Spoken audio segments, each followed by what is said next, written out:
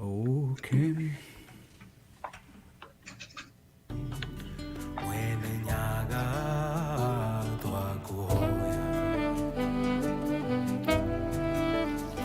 Twakuhoya tukonana twithuothe kuma ngongu nginya kare matura hindi iyo kĩeha nĩgĩgathira njamba ciaitana ciarĩ aitũ ĩkamatimũ mũrũagĩro kombo njamba ciaita ikĩrũĩra Right. Thank you so much for being here. We are live on the Trumpet of Hope, and as I had just mentioned from yesterday, it's just a continuation of what is happening. I'm sorry I had to work on another program that took some time.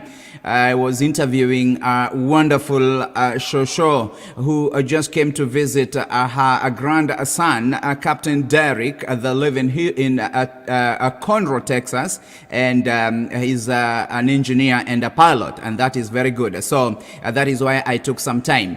But with us tonight, I am very privileged to have great people, and I want to know whether I want us to know whether we are live. I want you to share this broadcast. It's a very special broadcast because I have some very great people. As you know, every Wednesday we have what we call One Voice Diaspora program, the One Voice Diaspora Heroes. We celebrate the Kenyans who are in the diaspora who are doing great and wonderful things. And tonight we have one of them. And as a very special night, I know everybody is observing what is happening in the US. And yesterday when I was doing the program on the election night, we stopped somewhere and we said we have to go and sleep. And that is important. We have to go and sleep. Now, important guests. Let me introduce to you my guests tonight. I have wonderful panel over here. That is a wonderful panel. As you can see, we have gone all the way to Ndaragwa, and my friend and my brother Laban Opande, who is an advocate or an attorney here in the US. So Wakili, I would wish to give you this chance to introduce yourself. Absolutely. Thank you very much, Captain. It's a great pleasure to be here with you, as well as my co-panelist. Actually, great honor to be a co-panelist with Mheshimiwa Bwana Jeremiah Kioni from Kenya. Just as you mentioned, my name's Laban Opande from Texas, Houston, Texas, legal practitioner here, a long timer here in Texas, but still having both feet in Kenya as well.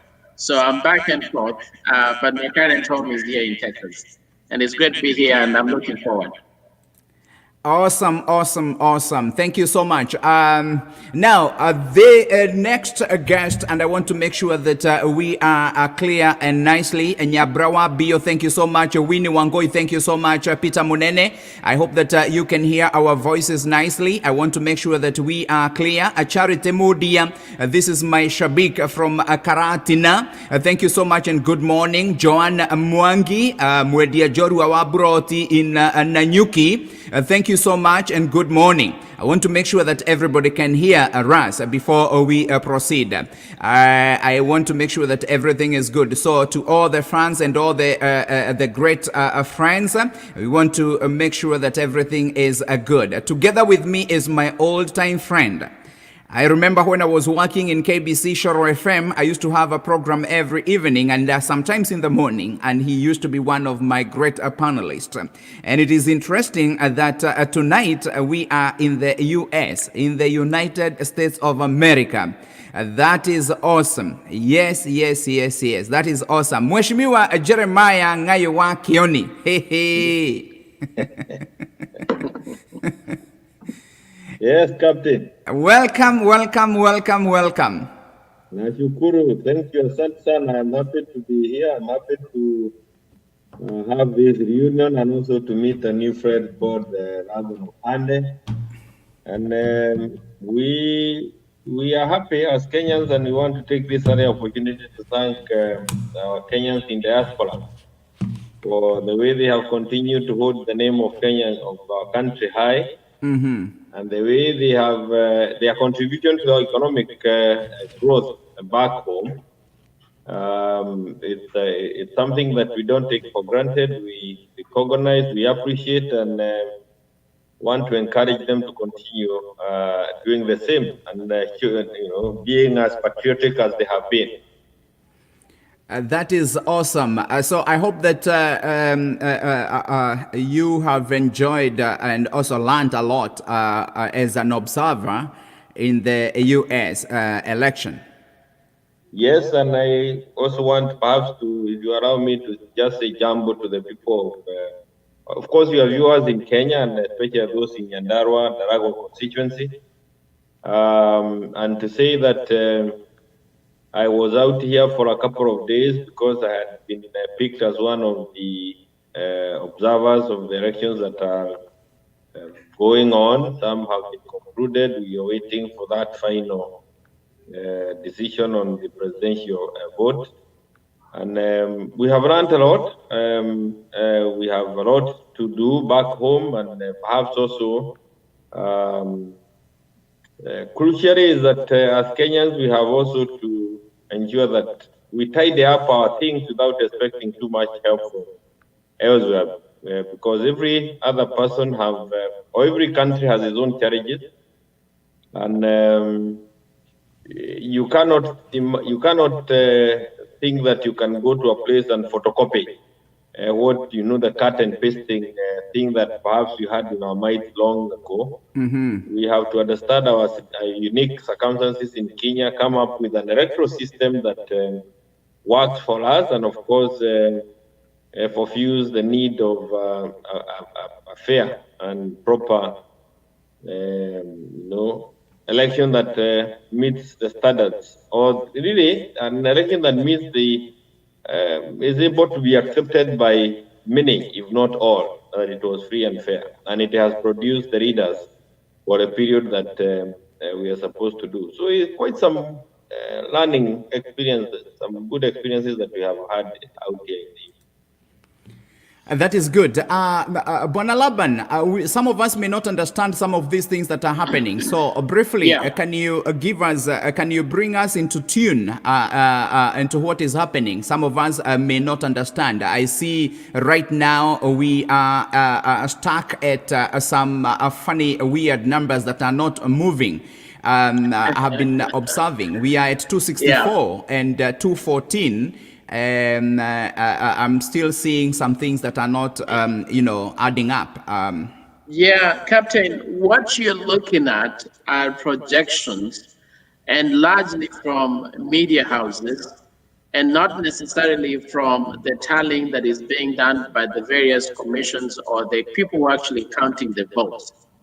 Now, a lot of times we assume that the numbers are known on the same night of the election, but actually, what has been happening is by estimates or by knowing, okay, this is how much we have from this area, this is how much has been voted or cast, and therefore this is what is remaining, then they're able to make a mathematical guesstimate that this person will win or this will lose.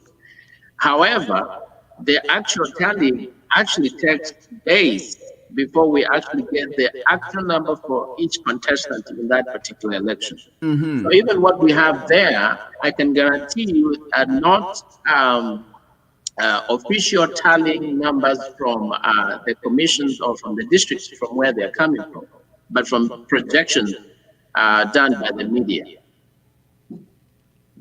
Early on, we heard that the president said that he is going to go to the Supreme Court. Is there anything that is there any justification? Well, first of all, you have to appreciate that the legal system here is very open. Sometimes it's so open that it becomes an abuse of process. Now, of course, everybody is free to go to court. You can go to court, but you have to have a meritorious reason why you're going to court, not just going because you're unhappy, not because you're not getting what you thought you were supposed to get. It has to be a valid reason. Now, there are also certain things, there's procedure in going to court. Most of the time, the cases begin from the local level. So in our system here in the US, almost all the time, when it's an issue with the dispute on a local level, then the case has to start from that level. You don't simply jump and go to the Supreme Court. And so it has to build itself up. You know, if you can start from there, eventually land in the Supreme Court. But then you have to start from the local jurisdiction where that particular issue is happening. So I don't know right now what I mean. There's been talk of fraud. I'm happy my good Mheshimiwa is here as an observer. He can maybe comment what, if any, he was able to observe any fraud in the process. But and this happens all the time anyway, especially when it's a very closely contested election as we have this year. That there's going to be someone who feels that maybe if they cajole, they push, then they may be able to take an advantage somehow. But we wait to see. I think right now people are resigned to wait it out, count. If you want to go to court, you are free to go to court and get yourself before the judge, and then we move from there. But as of right now, I'm not sure that I understand exactly what someone would be going to court for in terms of filing a case. Awesome. Let me, Mheshimiwa Jeremiah, you see, when we heard that you people are coming here for to observe the election, some of us were asking ourselves, really, what is that? So can you tell us some of the things that you observed? One of the things that we should never shy away from is trying to improve our system. And more often than not, to improve your system because you have also learned something from elsewhere. Captain and Wakili, you will recall that our current constitution was heavily influenced by the constitution in the US. Of course, we are trying to fundamentally again move away from the US Constitution or the model that we took from the US Constitution through the BBI. So if the BBI passes, it means that we will have again changed our system from what is known as a presidential system to a parliamentary system, perhaps better called the Mogren system, where you have a mixture of both the executive and parliamentary system working as we had done before. But elections are the basis of a social contract that is entered between those who vote and those who are voted into office for the time that we remain in office. So they are really a crucial part of democracy. It's not what forms democracy, but it's one of the pillars, the key pillars in a democratic state. And it's important to see. I must say that the elections here are fairly professionally organized. They are almost very difficult to leak on the day of elections because you can actually see systems working. And there is a lot of patriotism, there is a lot of enthusiasm from the persons who are overseeing the voting, all the way to even those who are coming to vote. And I can say that we were up and about yesterday, or I was up and about yesterday. I was in Washington, D.C., I was in Maryland and parts of Virginia. And by and large, you can actually say that you was happy with what we were seeing. But it's important to note that unlike our country, the US has a very different. We may not know until you will not know until you are involved in it. But the system is really different because every state has its own voting method. Right. And none of the state is obligated to do like the other has done, other than being on the same day. Yeah. When you move from one district to the other, you find that the voting is organized differently because that is the way the law is here.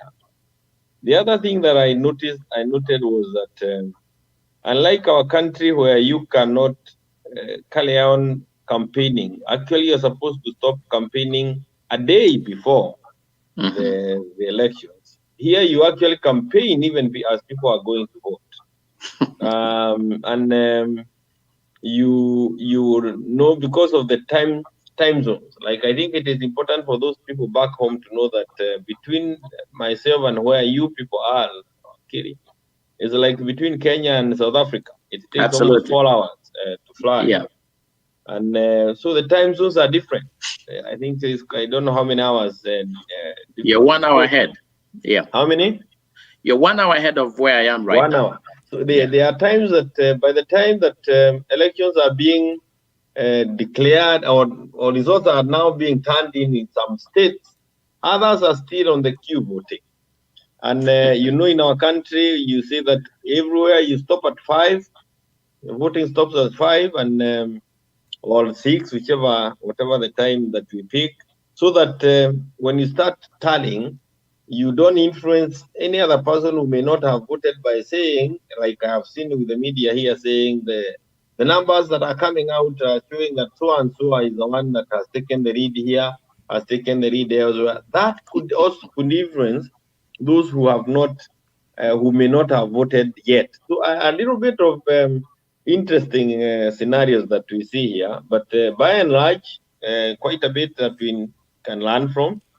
They also have a combination of both manual and electronic voting. And one of the key things, and I think the take home, is that all their computers, all their equipment, the equipment that was being used for voting this time loud was not linked to the internet, so that those who had an idea of hacking could not hack into the system. They were actually start their own equipment that were being used to help them in the voting. So some of the things I do not know whether it's possible for us to take them back home and implement them, but I can tell you that it was worth every penny that I used and every hour that I was here. And I hope that we'll have opportunity to, influence the way we do it back home. Of course, because I sit in a committee that has a role in this, where we are changing laws, we would want to reflect a little bit of and avoid some of the loopholes that I saw, including what I had Trump complain about and the reason why he wants to go to court is that he says that his observer was kept very far from where the counting was being done. So you can actually see some of the difficulties that we have already gone through and resolved are some of the difficulties I see Americans going through now and may delay the results for another couple of days. So I want to say this, Captain and Wakiri, that it's very, very useful to go out there and see how things are being done. And I can tell you that we had a meeting today with others because we were in different states. We had some observers from West Africa, and we were able to indicate areas that if that is done the way it's being done here in our country, is a clear area where we can easily rig the elections here. We, having gone through many rigging, you can actually see opportunities presenting themselves for anybody who would wanted to rig. But let me say this before I allow my colleague to put it. Bottom line, it is the honesty level of the individuals who are involved. Yes. And that is not something that you can reduce into a piece of administration. Yeah. It has a lot to do with the character of the mindset, the character of the people coming to vote, and those who are conducting the exercise. And that is an area that can only be improved over time in Kenya, more by inculcating values in the young people, and as opposed to those who are advanced in age. We need to make sure that we have values.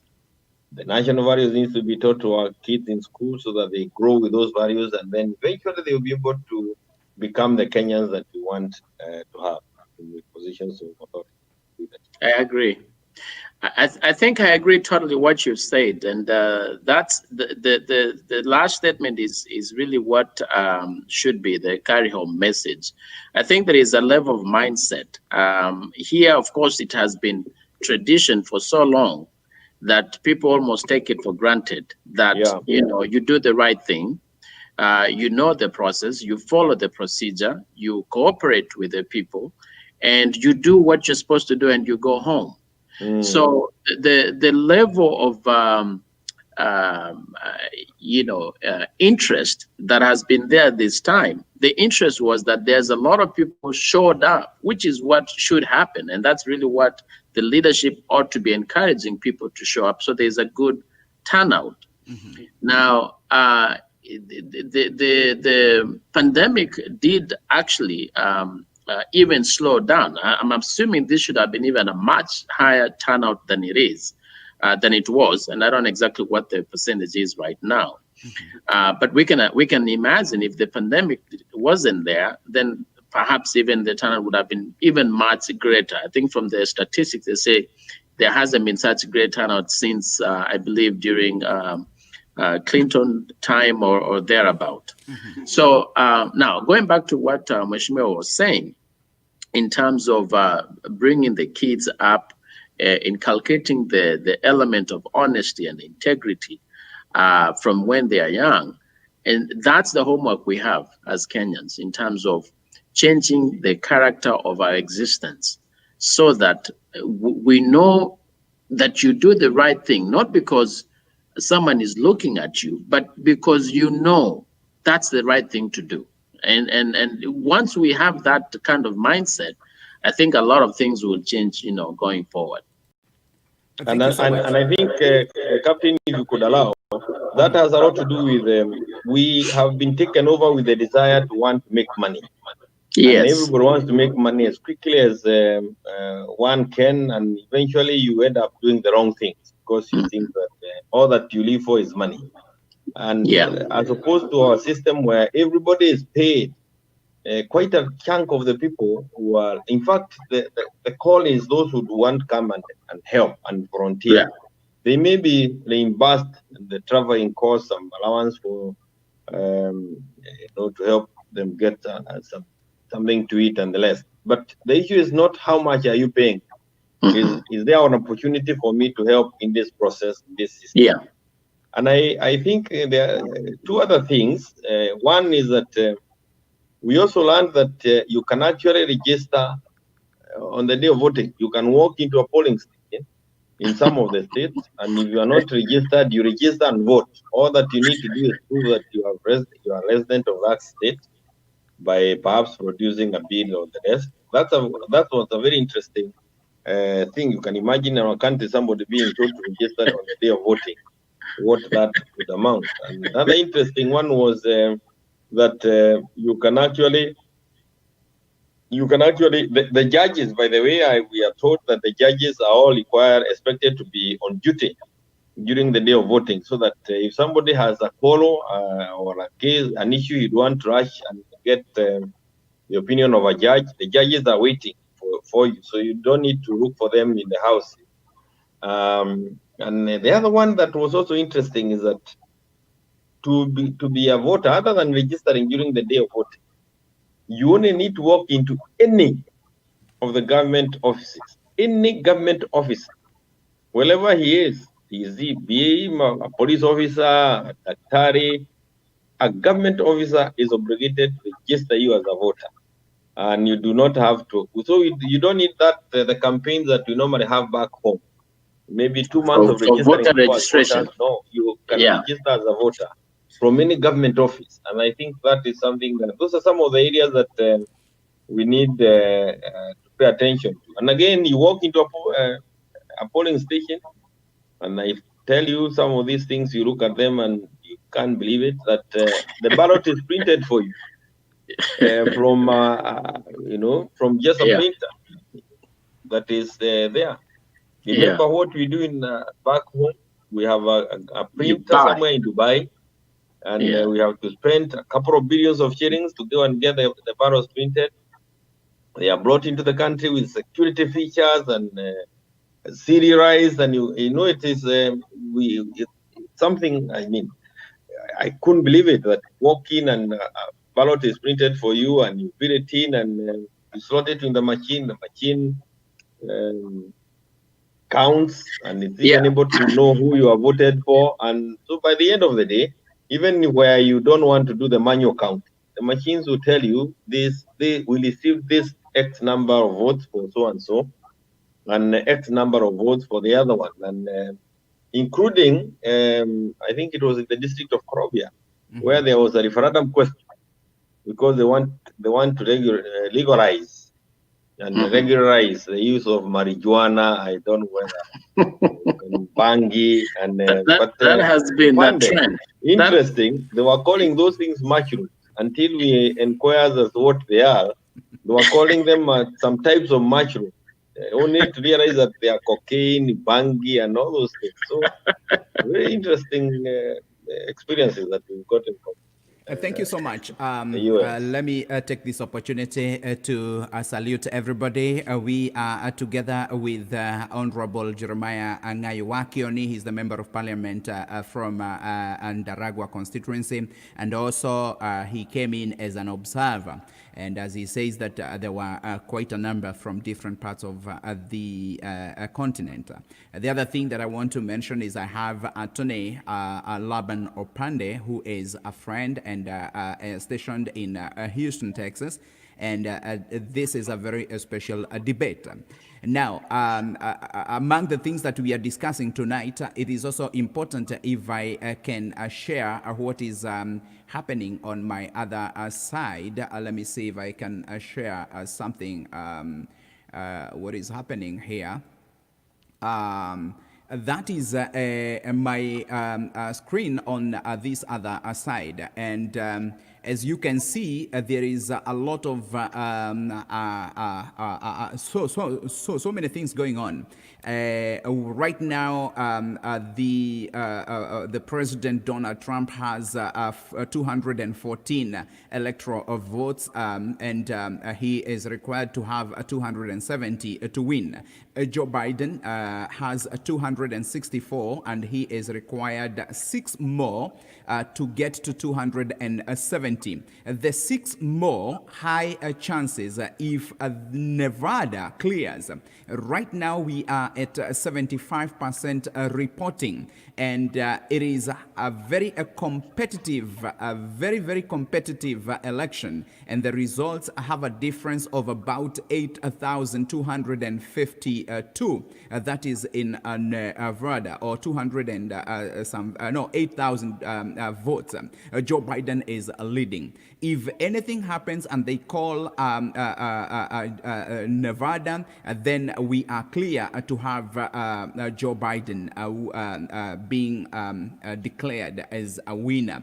If anything happens and these numbers change, then everything goes back to a waiting game. We have Alaska, which is 50% reporting. And Alaska has 3 electoral votes, and Donald Trump is leading at 62%. Joe Biden is leading at 33%. If you go to Pennsylvania, which is very competitive too, and very controversial, At the moment, Donald Trump is leading at 50.9.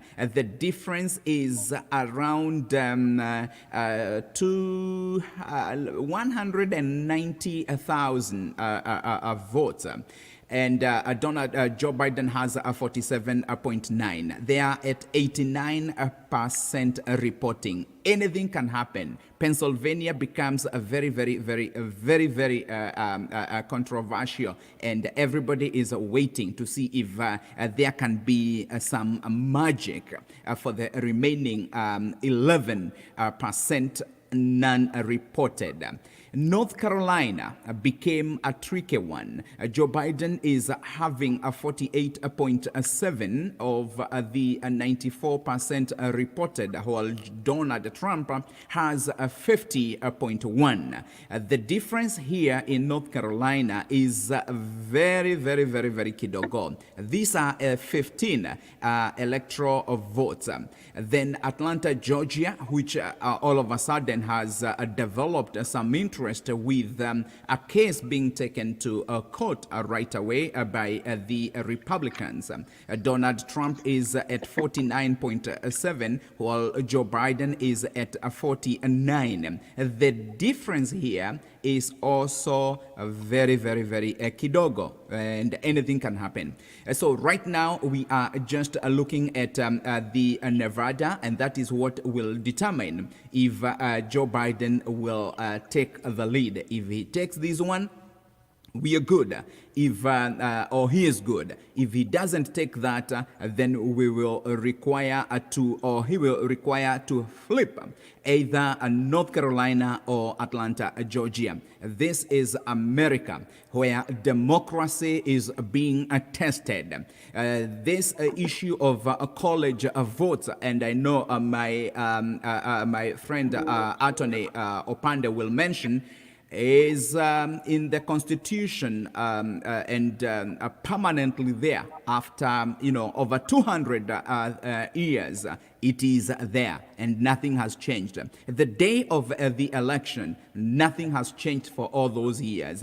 My friend Jeremiah Kioni, I know we have a referendum that is coming up, the BBI issue, and some of these things that we can learn is the integrity and the seriousness of the Constitution, the Kenyan Constitution, 2010, and right now we are in 2020, calling for a referendum and so many other things. This issue has been there for 200 years and it has not been changed, and I don't see it changing any time soon, and the people are still waiting. And if at all one is aggrieved, then we remember the popular or the famous Bush and Al Gore. So, Bwana Attorney, so can you please tell us something about all those things? Yeah, so it's an interesting scenario because what the map you were just showing, even the numbers that you have still, I think, are just projections. Yes, they are projections. And so all those states that are still counting, they can still flip. Now, one of the things that I think I also want to comment with what Mheshimiwa was talking about, what is also peculiar about the American voting system is the mail-in ballots, all right, which has been and is going to be probably one of the most very contested issue going forward. So some states, in fact, some, not even whole states, but sometimes in sections of a state, they can have their own laws where they say, we can, all of us, just mail you a ballot. You can choose to fill it and mail it back. You can choose to shred it and just show up at the polling station. You can do whatever you want. In some states, they say, well, if you think you will not be able to make it, you can request a ballot and we'll mail one to you and you fill it in and send it. Like again, he mentioned, every state is unique on its own. So nothing is same from one state to the next state in terms of those laws which govern how you vote. So you have someone who, some states who the leadership encouraged them to do the mailing. And of course, a lot of this was also influenced by the pandemic, the ongoing pandemic, where the voters felt, it's safe to, to just mail than having to go and line up and expose yourself. And so a lot of people stayed away and opted to use that route in voting. I don't even know how that would ever play out if that was in Kenya, where people were being, were receiving ballots in their mail for them to fill it in, sign, and send back.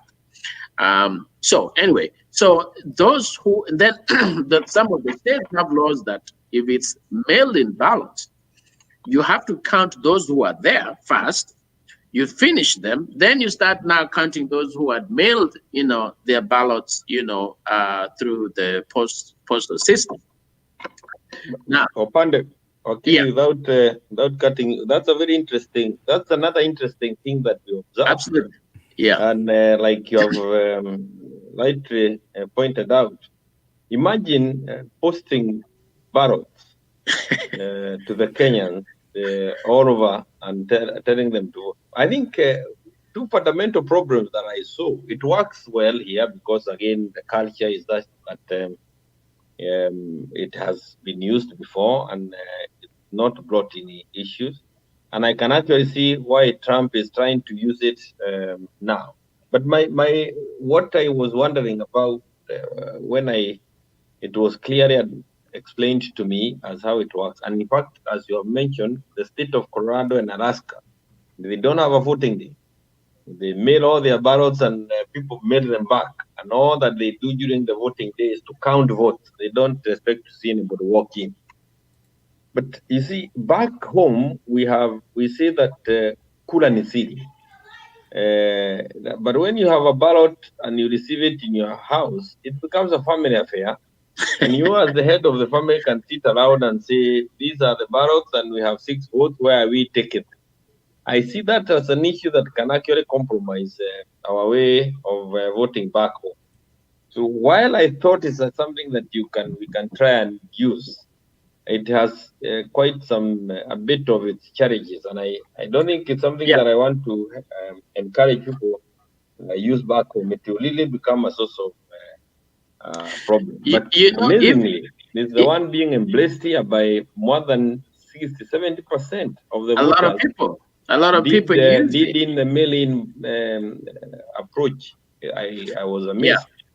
Now there are some features they try to use in order to try to validate. So, for example, some states require that you have to have had a specimen signature somewhere, so that when you sign the ballot, then someone has to look at it to match.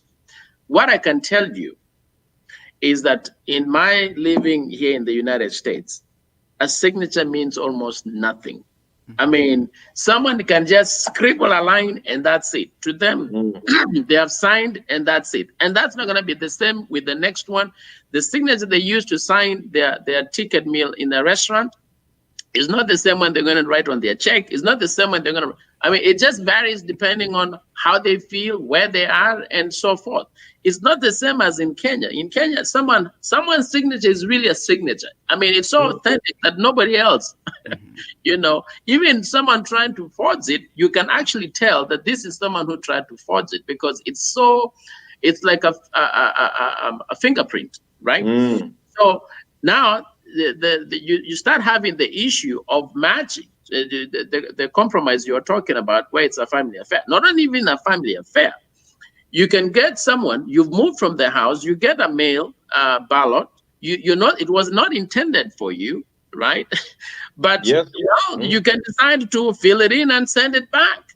True. Now, so then that person doesn't know whether he has voted or he has not voted, but that's a valid ballot and it needs to be counted. And I think the other issue that you have brought out, and thank you for that also, is that you see, I was able to move from DC, Maryland, and Virginia within the day, very easily. And the voters register are all independent of one another. Yeah. One can naturally register. I am told now there is trying to move towards having one voter for everybody. But you can actually vote in more than one state as it is today. That is something that we came across. So I think one of the things the thing that we need to learn, and I think that's what, Captain, you are trying to allude to, that our constitution is only 10 years old. We are already amending it. The one for the US is over 200 years. It's not being amended. I think both ways, there are advantages and disadvantages. For example, like now, ours, while it's not as easy as it was to amend the 1963 constitution. But it is also not very good to have a document that you cannot tinker with, you cannot amend. That is so because rigid. Circumstances change. Like now we are in the digital era.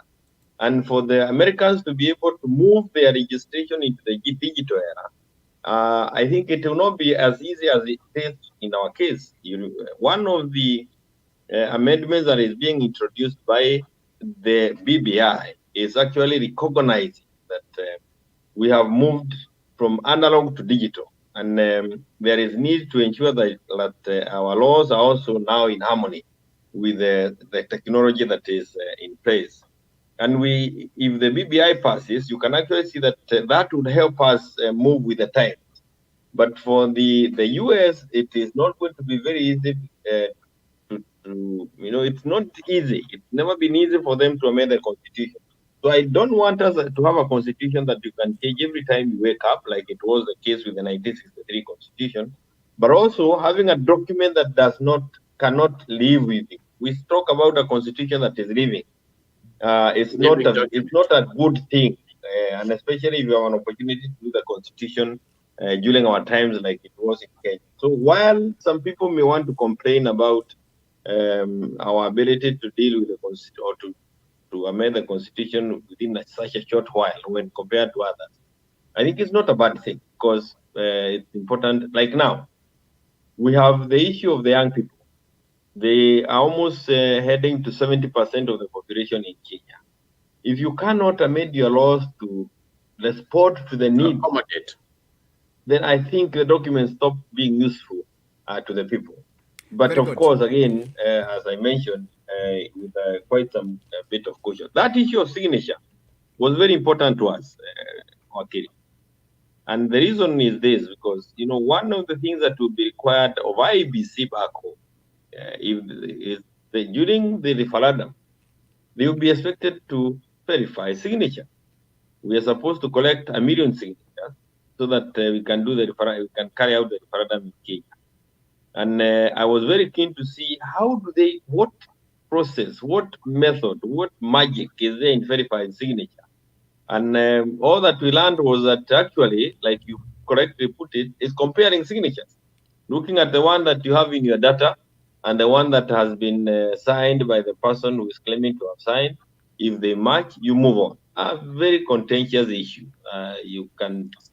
It's almost very subjective. You can actually just see room for litigation very good. On it. So we really need to be very careful when you're doing our laws, so that we are able to say clearly what does verification entail.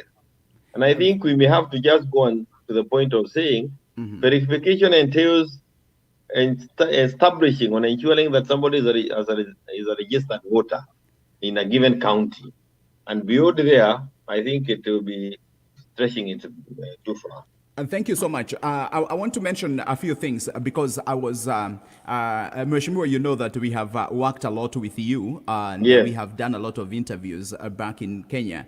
But I have a few issues. And now that you mentioned the issue of BBI, I know there is a lot that is going on. I have taken time to read the document. I have taken time to discuss the document. And I have taken time to look at the issues. And as one of the persons mentioned here is that you went and saw in New Jersey, they allowed, or rather they voted for the inclusion of marijuana. It was a question that was in the election. My question is, and I want us to take this, and I know Wakiri will help me to address this issue. Some of the things that we want to check. Is it possible, instead of spending 14 billion Kenya shillings to conduct a referendum, is it possible to put these questions in an election and then Kenyans to vote the way they wish? For example, do we reduce the number of constituencies? Do we reduce the number of governors' position? Do we increase them? Do we need a prime minister? All those things. And I think you mentioned about that particular issue of the referendum and the election. Bwana Wakiri. Well, I don't want to pretend that I'm an expert in the Kenyan Constitution and the constitution making, as well as the issues on the table. However, I want to respond quickly to what Mheshimiwa Jeremiah had mentioned earlier in terms of the document being a living document. But at the same time, I wanted to make note that the US Constitution, the forefathers had so much foresight, they thought so hard that they had a document that in the over 200 years of its existence, there has been 27 amendments. And these are the critical, vital amendments. We're talking about the right to vote. We're talking about the end of slavery. We're talking about civil rights. I mean, we're talking about basic fundamental changes that just had to happen.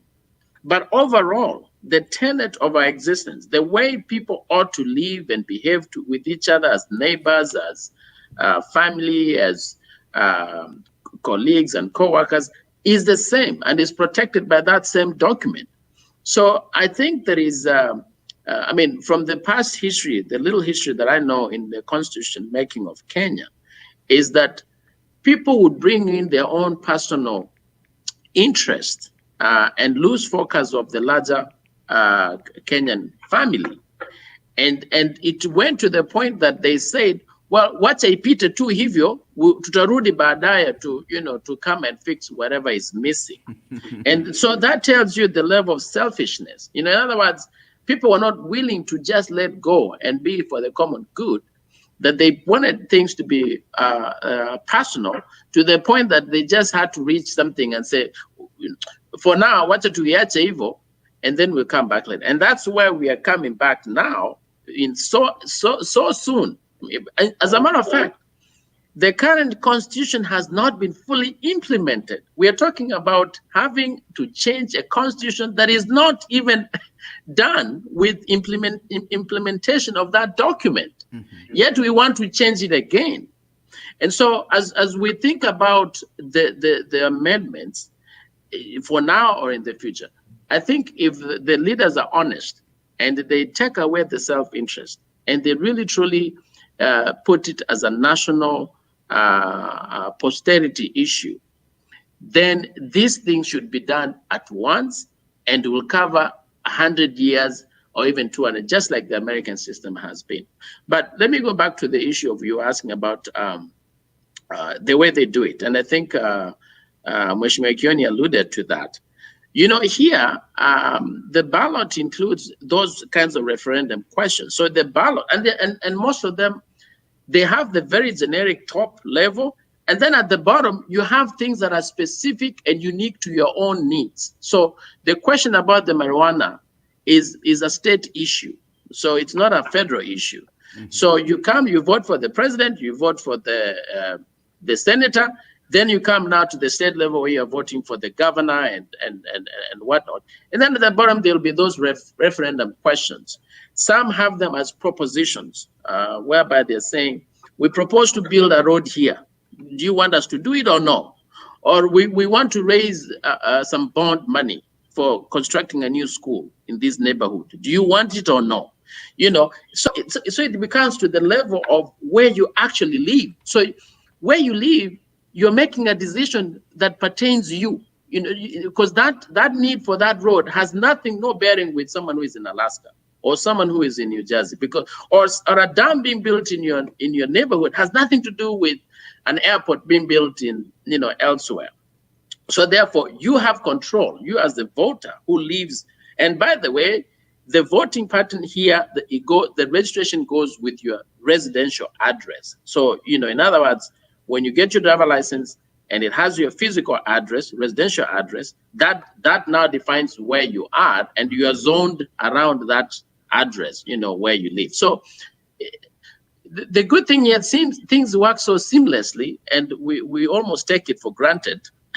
So when Mheshimiwa brings up some of these issues, I laugh because I keep wondering, yes, indeed, there will be so much fraud and manipulation. If this system was taken from here and just planted in Kenya, there'll be chaos from day one until forever, But anyway. And I think, Wakili and Captain, as you have said, we had, I think even before we got our 2010 Constitution, we had opportunity of doing quite a number of interviews around these issues. Captain, if there is a mess that we have in our Constitution, is because you also contributed to it through your interviews, or you failed to point them out that time. So we are all part of this. For Wakili, maybe he was too young at that time. He may not have. I was just outside. In other words, there is nobody to blame out there. I think that we are all where we are. Yeah. And we need to just continue being trumpet of hope. Yeah. And I want to agree with Wakili that before I forget, the other important thing that I think is crucial. One is, I think we need to demystify. We need to lower the tensions. It's too, about winning and losing. And winning and losing, and also elections is like life and death. Of course, it is for some people. These are some of the issues that we need to deal with in the country, because when I saw on a national ballot where you are looking for the president of the United States, and the president of the United States is like the president, he really is an authority, it's a powerhouse across the globe, across in the whole world. And on the same ballot, you are also electing the chairman of a board of a school. Yeah. I mean, you can actually see how far we are, because a ballot to us is protected more than money. And here it is that you are the same ballot as you are electing the president. You're also electing the chairman of a school in your area. That is, and we need to grow to that level. And when you are talking about those ballots, we were told by the persons in charge, those who are, I think, some places they call them chief judge, others they call them coordinators, is that there is always a balance of how fast do you want the results, declared, the level of accuracy. Do you want to really compromise on accuracy, and how cheap do you want the process to be? And those are three things they keep playing around with. And you realize that you cannot do one and fail to cause the other to happen. Quite something there. But when we talk about our BBI, and it's important to know. I think the other important one thing that so that we can actually see how you're moving is, you have talked about the issue of having a residence and the rest. The other important thing here in the US is the social security number. I think that's what you call it. Yeah. The social security number. Yeah. It is so important. And I think it's our Huduma number. Yeah. That once you have it, then you can be able to do things a little bit more freely than it is with the issue of ID. So I think, again, a reason why we should get our Huduma number out as quickly as possible. Now, this issue of the BBI, I am one person who believes that before you proceed time on, and it needs to be given an opportunity. Sorry, Captain. Now, 1 minute before you proceed.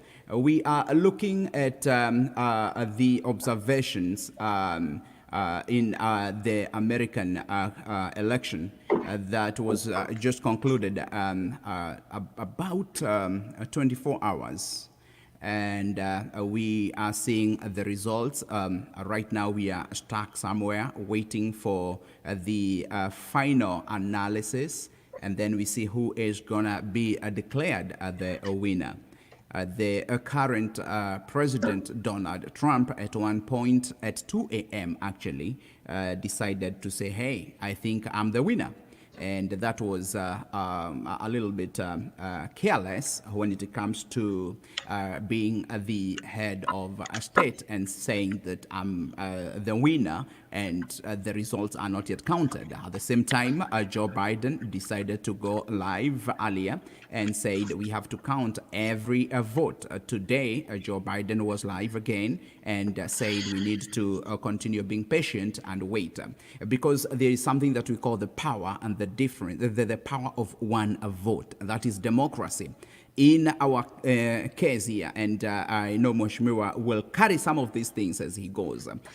In our case is when the margin is so small, we think there is no winner, and we want to start saying the elections was rigged, and then we start fighting and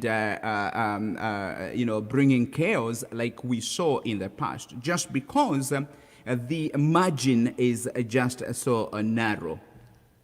I don't know whether there's any observation that you carry with you as you go when it comes to the issue of the importance of one vote and the issue of the winner being declared and the loser goes home and relaxes, like it happened to Laban Opande. We have the Al Gore case. Yeah. I mean, yeah, so there has been tradition, and people have generally respected the process. And this is really the first time that this is happening. I mean, everybody, I watch the news, I watch the people speaking on TV, historians and all that. And they say, for example, I was hearing earlier that the only other time that somebody, a sitting president, tried to sort of refute the outcome was back in President Buchanan. I don't know what year that was, but I think it must have been maybe in the 40s or thereabout. Anyways, so it's been so long that, and it was a bad incident. It had a very bad outcome in the end.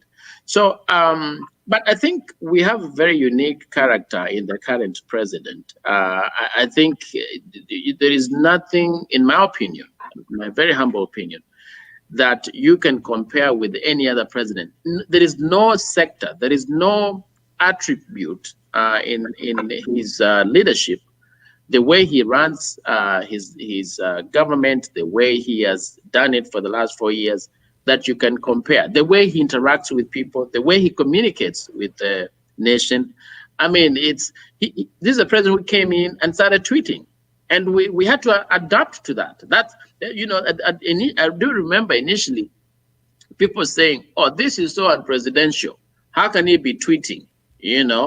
Well, that became the official communication, and now everybody. Everybody, even other leaders, from the Senate, from the governors, and everybody, even in Kenya now, I'm sure people are on Twitter. That is how they communicate. And so he has changed the way leadership. He had his own style, good or bad. You be your own judge, whether you like it or not. Some people like it, some people don't. It's just about what you like. But the comparison would be difficult to try and say, well, he's off in this way or another. I think it's just he's himself, and people actually, some of the polls that I was following the media was saying is that they like that. To them that is authentic. You're not there. He's not faking it. He's telling you raw, just like it is. You like it, you hate him. That's your own problem. But this is who I am. And to some extent, that's okay. Why? Because we pretend a lot, and leaders sometimes just pretend. They want to get to the destination, and they fake all the way until the end. And then when they get to the end, then the electorate is disappointed because they're not getting what they thought they bargained for, right? So for those who are supporting the President Trump right now, is the opinion is, we know who he is, we know exactly what he does, and we're okay with it, and we're going to vote for him. In fact, if you really think about it, if the numbers, the margins that are there in some of these areas, you would wonder, why should there be such narrow numbers if people really didn't like him? Why should there be, if he was... So I want to agree, and I think President Trump has brought something very new to the political field. And what it is, we are yet to understand it. I am a politician, but I cannot quite pin it down. What he has, how he has transformed the politics that we have been doing. Because we have always been very careful politically. The political correctness had governed our way of life. Of course, we see a little bit of that being thrown through the window, or out of the window. Kenya, when we elected people like Sonko, Waititos, and the rest, that was again another lot of people who did not bother with political correctness. Right. But there is something I think the historians will need to put it down and make us understand, pick out some very positive aspects that I believe that he has, because there must be something that he is positive in him that attracts for over 60, 70 million Americans to vote for him, and to get him to where he is today, to a point where he feels strong enough to challenge the results in the Supreme Court. And I think I agree with what Wakili you are saying. But allow me to just take a step back and look at where we are. Now we are in the courts, in the state. In our constitution, and this is part of what BBI is doing, is that we also provided room for any person who is unhappy or dissatisfied to go to court. But during the 2010 constitution, because we wanted to move with issues quickly, we gave 14 days. We have seen that 14 days is not adequate time for two things: to present your case properly, and also for the judges to be able to come up with a reasoned decision. So again, in the BBI, we are pushing it to 30 days. And I think it's useful because we are able to do that. You mentioned about the issue of Punguzaing. Are we adding MPs or are we subtracting? And decisions that, again, Kenyans will make. I can tell you that it's not very easy to exhaust that debate on this platform.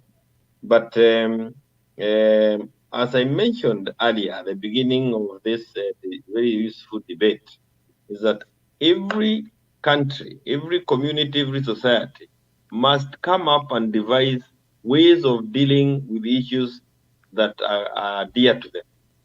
And it's true, we look like we're adding the burden. We are burdening the Kenyans more.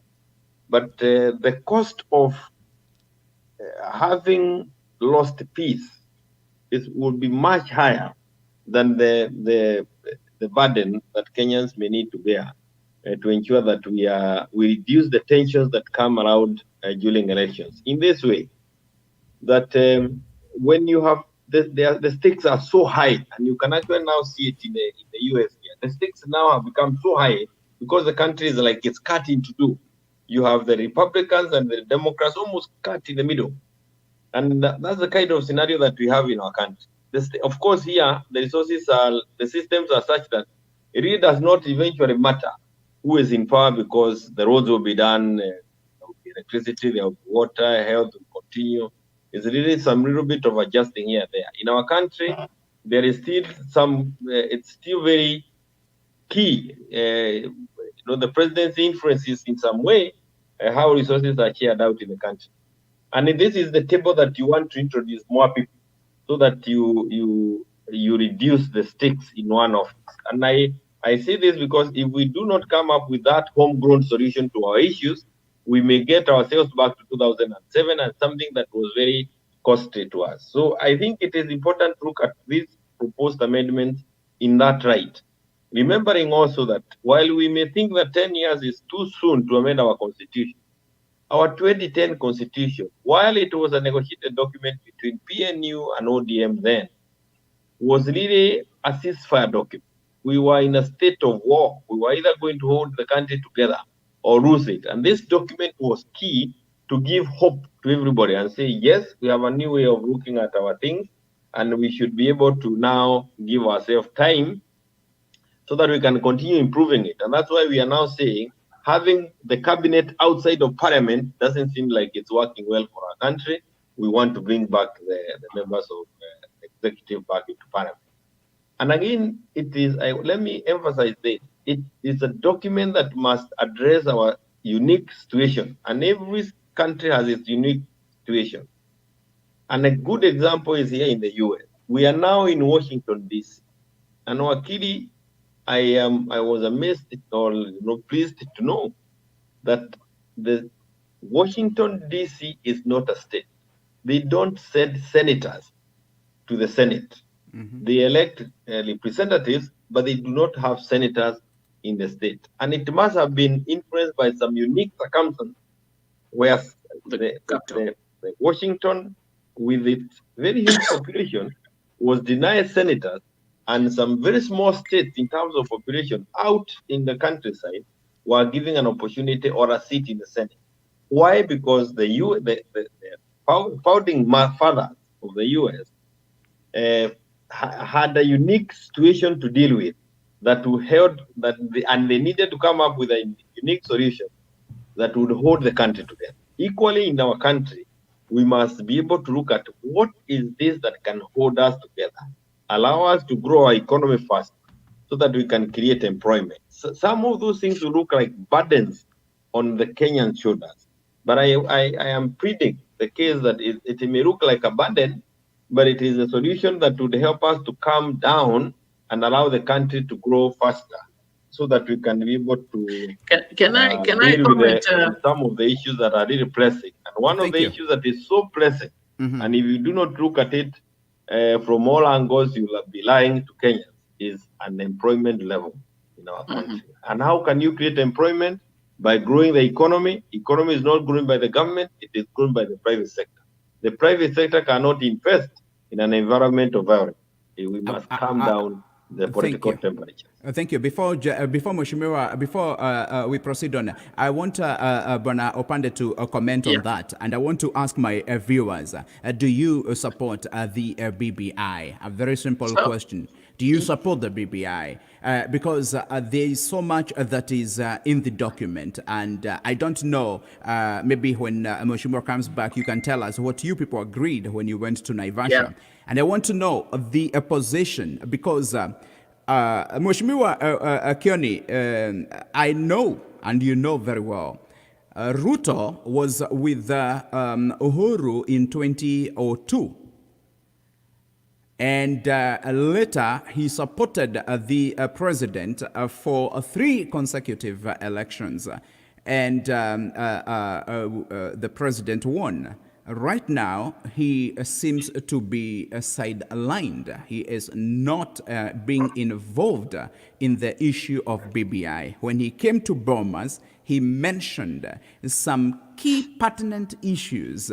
The position of the president, who will choose a prime minister, and the 2 deputy prime ministers, and cabinet ministers, and assistant ministers, and the ombudsman, because of the addressing the issues of the judiciary.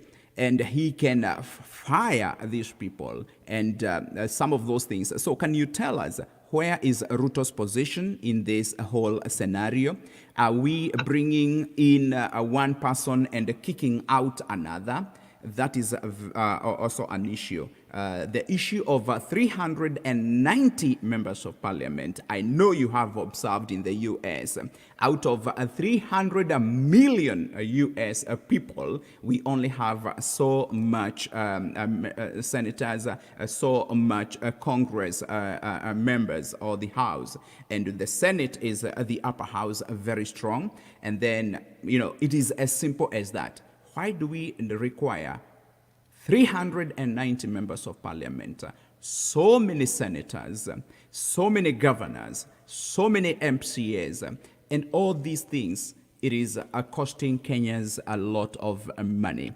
Is it something that we need to address? So, Bwana Opande, can you please mention something before we keep? You will allow me to get the charger in the meantime. Okay, please. Okay.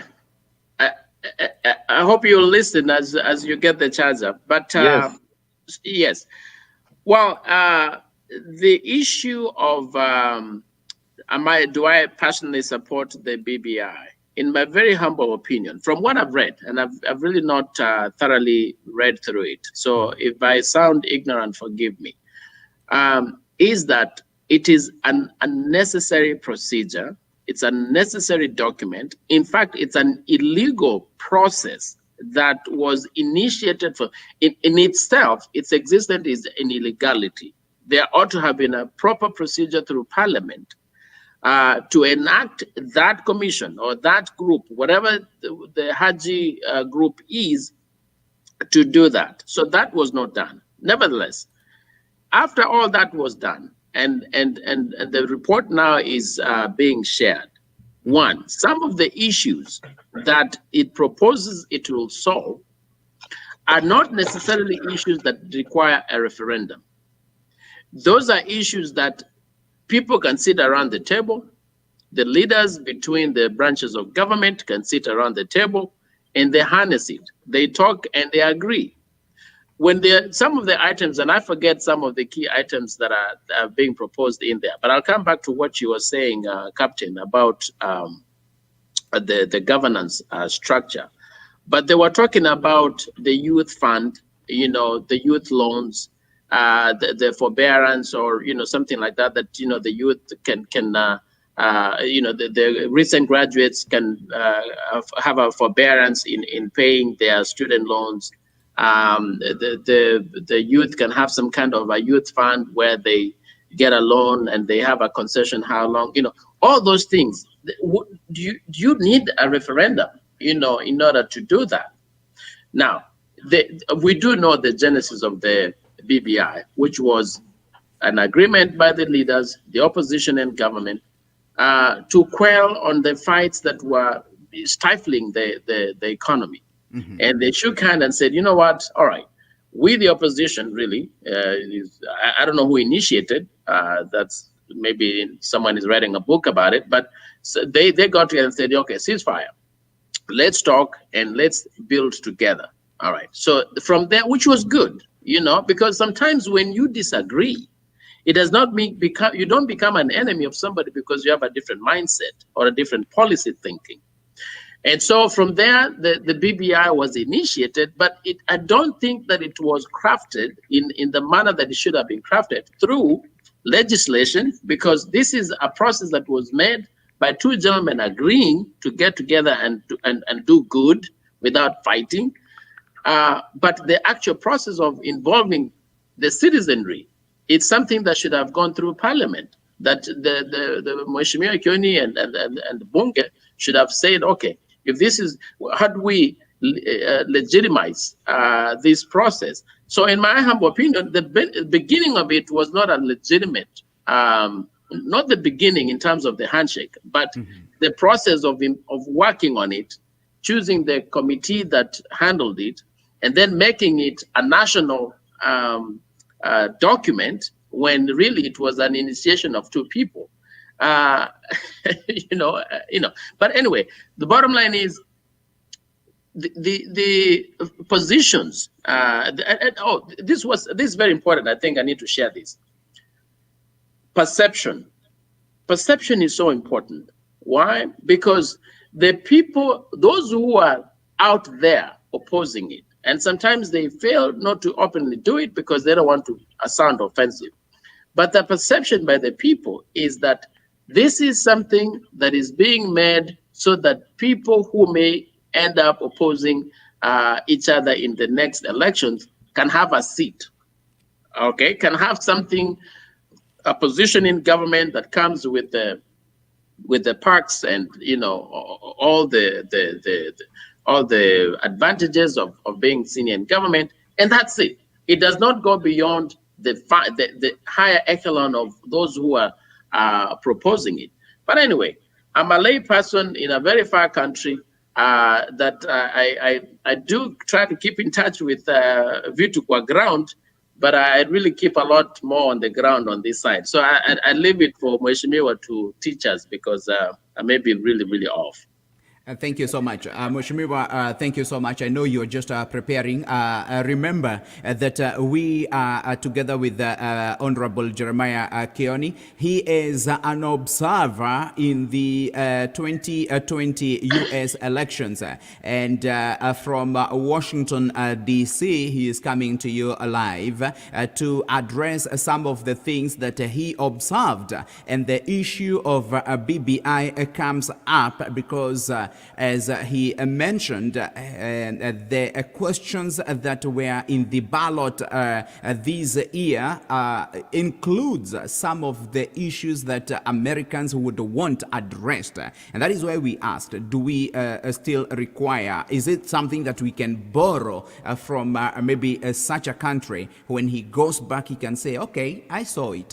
In such a question, can we put it in the elections such that we don't have to spend money to do another referendum? It is something that is important. And Mheshimiwa, the other observation that maybe you can talk about right now, I know it is already 11. It's already 11 p.m. In your time, and I would want to make sure that you address this issue before you go. The issue of over-representations. I know you observed it. Over-representation. Are we over-represented in Kenya? And is it something that you can take home? Thank you. Have your moment. Thank you. I'll try and start from perhaps the earlier question where you talked about the deputy president. And I have always held the position that in our country, we have very few people who are gifted in terms of oratory, in terms of ability to express themselves, like the DP. So I rarely pretend that I can speak on his behalf. He is best placed to speak on his behalf and express himself. And I can tell you that the questions that you thought I should be answering, I can tell you he will be able to talk about very, very well, and with the clarity of mind that I wouldn't need to waste my time on it, because I am not certain that I can be able to be of very good service there. But suffices to say two things. One is that when you're in politics, you have your buddies and you get into agreements. Rarely would you, as a politician, rarely would I ever want to weigh on discussions that were held between closed doors, between individuals, because even when they spill out into the public, because you will never ever get to understand the genesis of many issues. Two is that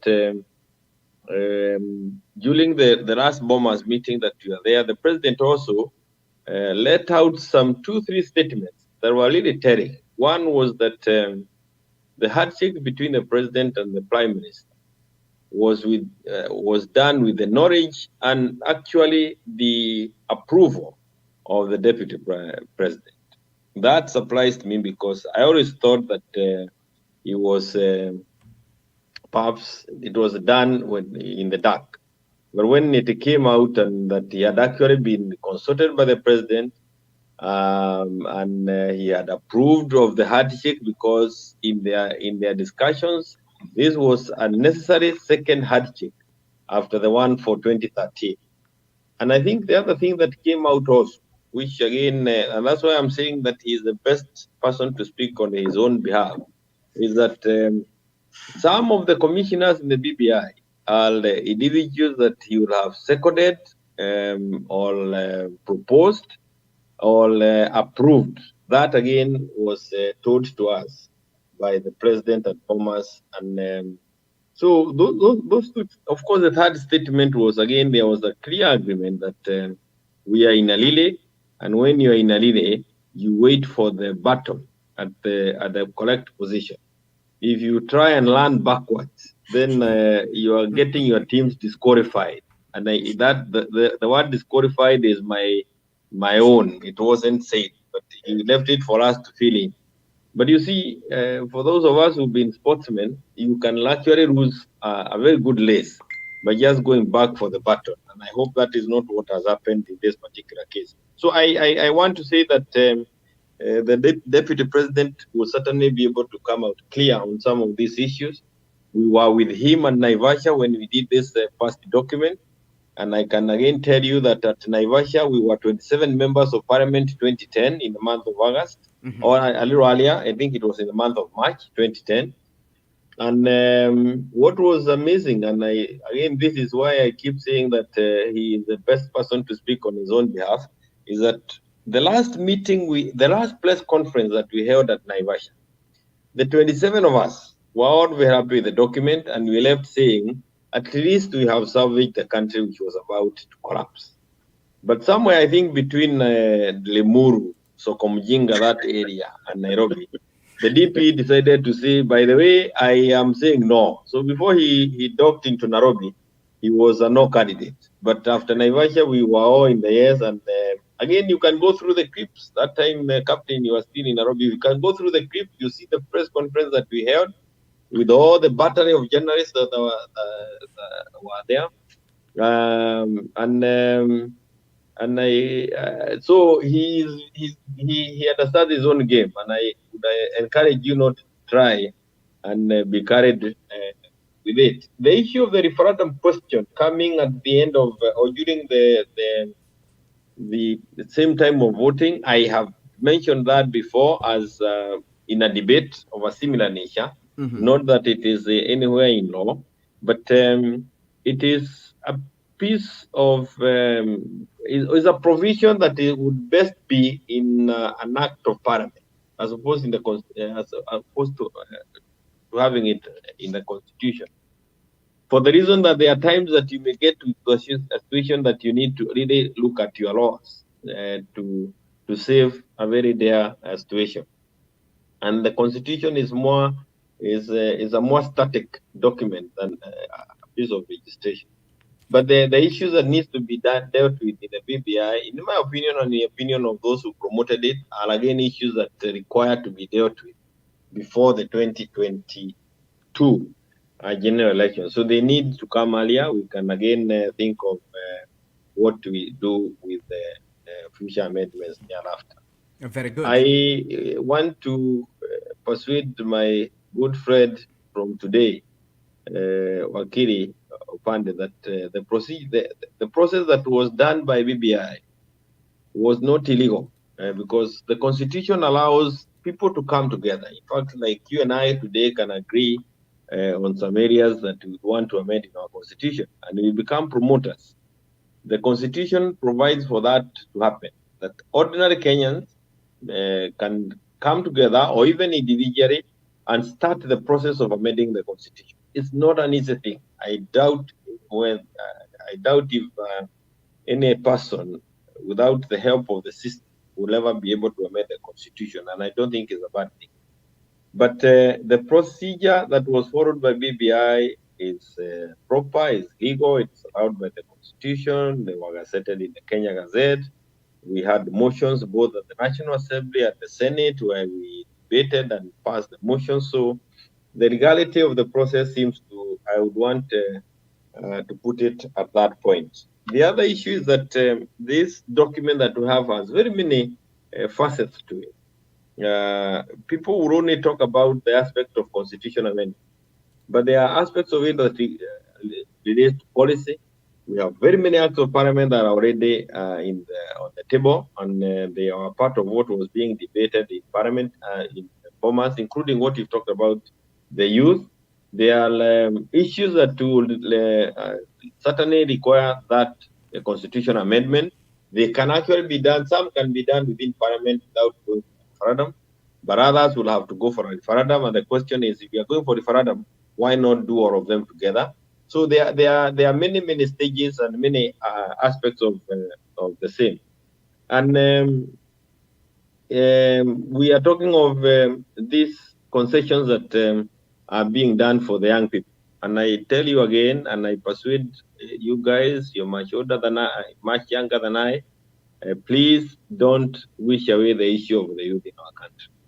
We must go out of our way. In fact, if it requires amending the constitution, we need to amend the constitution. If there are concessions that we need to give, like those who are being given to those leaving the university and those starting their businesses, need to be done, because a country cannot be useful if it cannot take care of that youthful team that will certainly be useful going forward. Without saying much, it was very difficult for a few people to sit around the table and come up with those solutions. Again, without asking Kenyans, it is important to have that public participation. It had to start somewhere. This kind of debate had to start somewhere. And certainly it started with Raila Amolo Odinga back in 2010, because even that time, he thought that we did not do the document, that 2010 constitution, the way he wanted. Equally, Kibaki, equally Uhuru. And here they are with an opportunity. They are coming together and suggesting some improvement to our constitution. I think it's a good thing. We should not shy away from doing it. And Awesome. Of course, there is also the issue of two-third gender rule.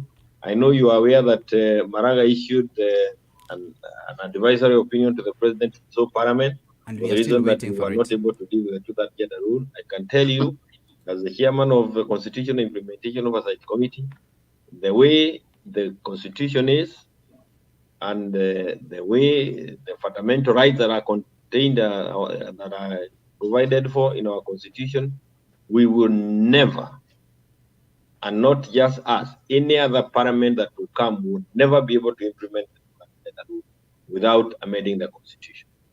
And again, the question is, that's a debate for another day. So we need to tinker with the Constitution for us to address the issue of the two-third gender rule. Parliament has not gone to 390. It is actually 360. So we're actually adding only 11 people to the current number that we have. And the senators, we're adding, I think, 30 something, because they are now at 67. We are going to 94. Yes, it looks like an overrepresentation without doubt. Again, like I mentioned, burdening the Kenyans more. But I'm pleading the case that if that is what it may take to have peace, so that we can grow the economy and stabilize the country, I think is a worth burden to carry. Because Very good. the opposite of peace is chaos. And the cost of chaos has nothing to do with the 6, maybe 7 members of parliament who are being added. And remember, even when you talk about the prime minister, he's a member of parliament. So he will actually be earning a salary of a member of parliament. And you can actually see some of those areas that have been duplicated. There are commissions that we have done away with the numbers. So there is also some puguzari, even as you talk about adding. And without doubt, you can actually see the structure of governance in our country is being changed. And I served in 10th Parliament, where we would sit with Saitoti and agree on what to do with Mogeki. Today, I'm in the 12th Parliament, where I meet Matiang once in a while when we have some common buried person we are burying somewhere. That kind of a system is not as responsive as the one that we had before. So going back to that mogre, where we had members of the cabinet sitting in parliament, is what Kenyans want, because they also want to see the government and they want to talk to the government. The one we have today, the system we have today, is too far for us. It works well in developed countries, but where you are still sharing out resources and you're dealing with issues that are so near the people, I think it is useful to bring it nearer. And finally, it's the issue of devolution. Captain, you seem to forget quickly. During the times you are calling me for those interviews in the evening and sometimes in the wee hours, because you used to wake up very early. There are those people in Kenya who would actually say from some parts of the country that they are now going to Kenya because they are coming to Nairobi. They believe that Kenya was not where they were, it was somewhere else. That issue has been addressed very easily. Nobody says that from 2010. Why? Because of devolution. So we need to strengthen devolution. It's one of the defined things that we were given that constitution. We need to take more resources. And of course, it comes with accountability and transparency and integrity and the rest. But the bottom line is more resources to the people helps them feel part of the country, feel being like they are part of the country. They feel like they are being they are important, they are being recognized, they are being looked after. So again, we need to make sure that we allow more money through that amendment in the Constitution. So a couple of things that are there. Of course, there is also the issue of the equality of the vote. I think that is really, you talked about it, Captain, at the beginning. They need to ensure that there is equality of the vote. In this country, it is there. Of course, you can actually see the electoral college and the issue that you become a president because of the electoral college votes and not the popular votes. It's not the absolute number. There you can actually see some bit of inequality. And it helps us to understand that the desire to have equality of the vote is not something you achieve in one sitting. It's something that you achieve over time, and it changes from time to time. And it's like a moving target. But for as long as you are playing the dart, and you're trying to look for that target, you have not sat back and in your comfort zone. I think it's a good thing. So some of these things are useful, and I see the BBI as a God-given thing. In fact, this is an area where if we had the issue of absentee voters, this is where we would want to send a ballot to both of you so that you can help us pass it. But again, we are fearful that they can be rigged. We hold it back from you. But let me ask, what about the bloated wage bill in terms of the I know you're saying you're buying the peace, by allowing this BBI and allowing the provisions it has, so we can have sleep, so then the environment is conducive for the economy to grow. But then we're also talking about that people, the youth that you're saying have no jobs. The families are barely scraping through, especially now after this during and after this ongoing pandemic.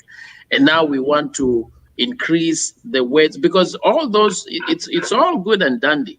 And I think this is one of the key things that, and I don't know whether you've had a chance to interact with some of these people who are running for office here in the United States.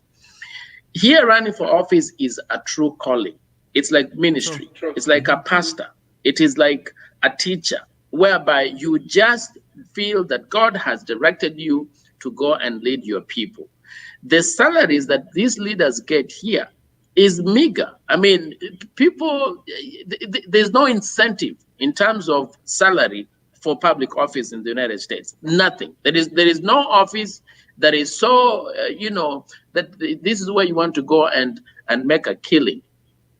Now, in Kenya, you would agree that whether it's real or perceived, the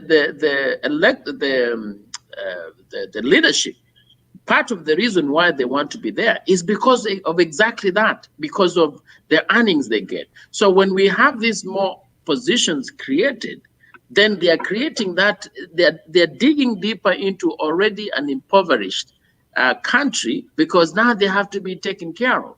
Now we are saying we're going to take care of them by that, so we can go and sleep hungry. In other words, okay, we'll take care of them, we'll be at peace, but we'll be dying hungry.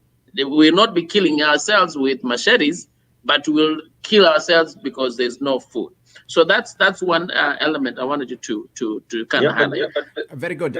Before you proceed, allow me to mention this because I see our viewers, some of them are speaking. I have a friend of mine, and okay, I may not be able to go to everyone. Joan, I see you. Robert Shiri, thank you so much. And Duta Margaret. I want to go Simon Agata, and he's one of the people who mentioned, the issue of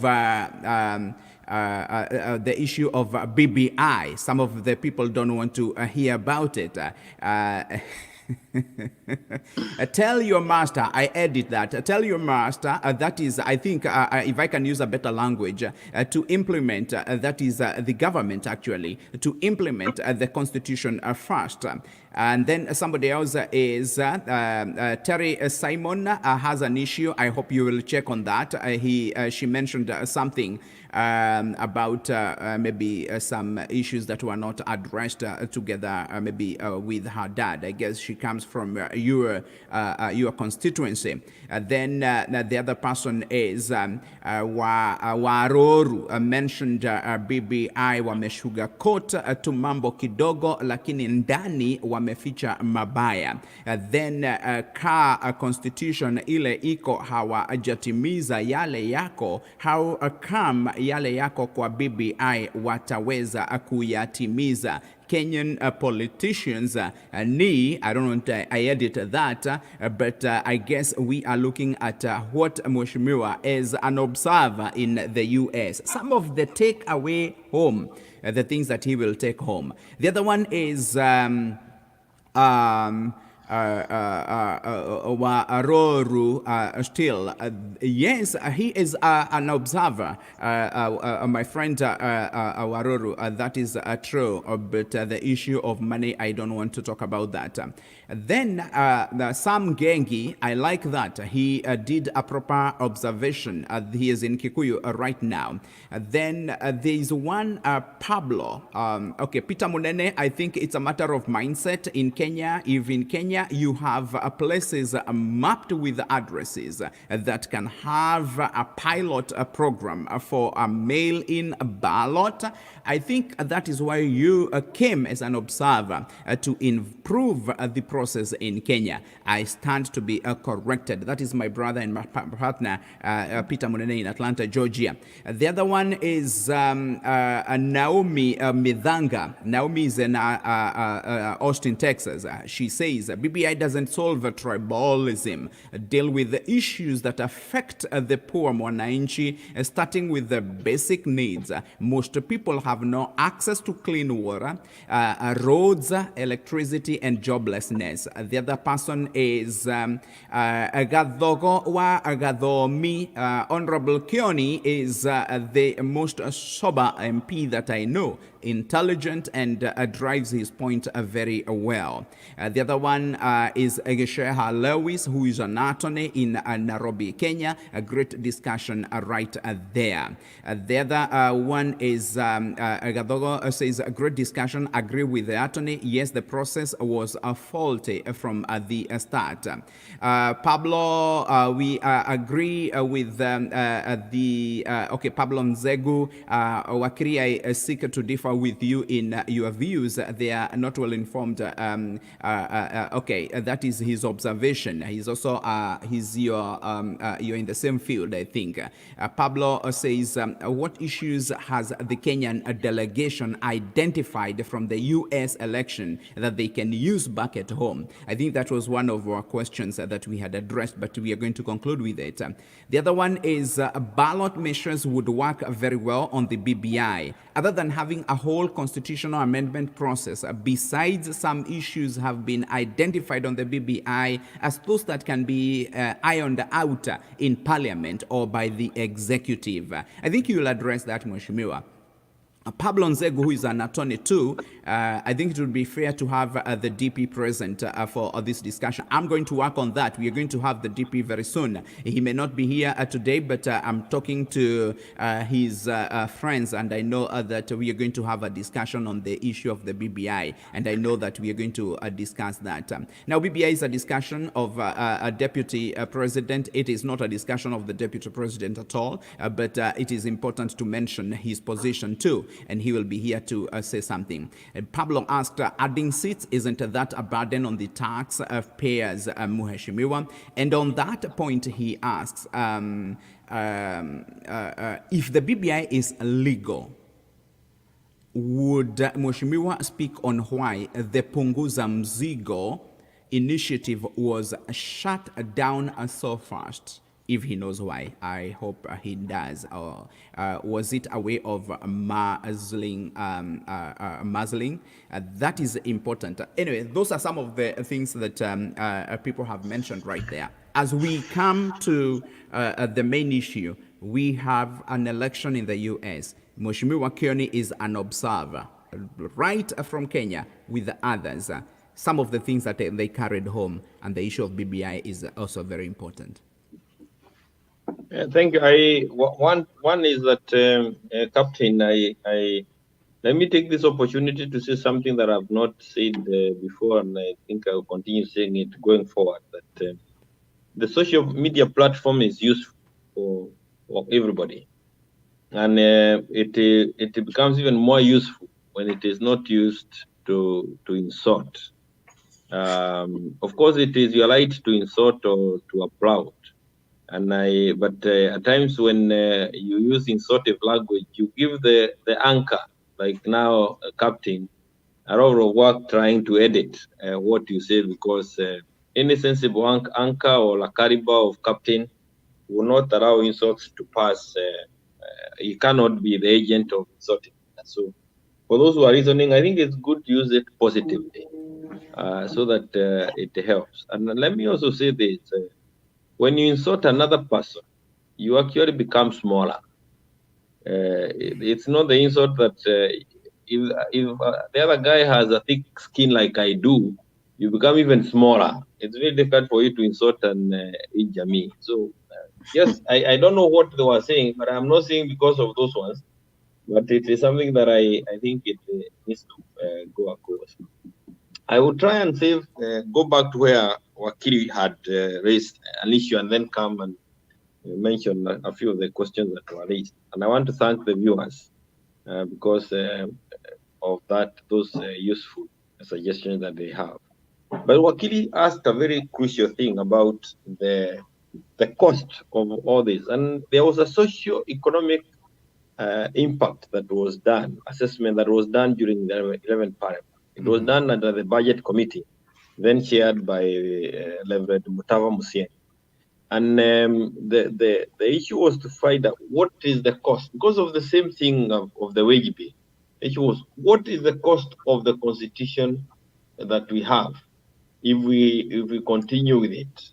And that report is available because it became part of the Parliamentary Hansard.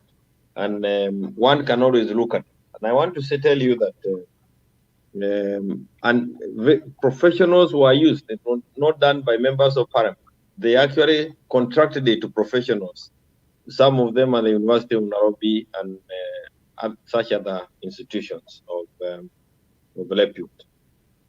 And what came out is we agreed to come up with a different way of managing our country 50 years after independence.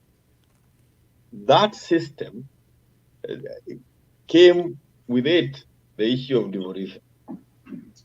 And what the underlying point is deliver the services or get the services nearer Wajiko. In the process of getting the services nearer Wajiko, that delivery process has a cost. That cost, because, for example, you need a driver to deliver something nearer Wajiko. You need people. You need vehicles. The vehicles will need all that it takes. You need to finance that delivery process. So that cost, when it was looked at, it was clear that you cannot do anything else about that cost.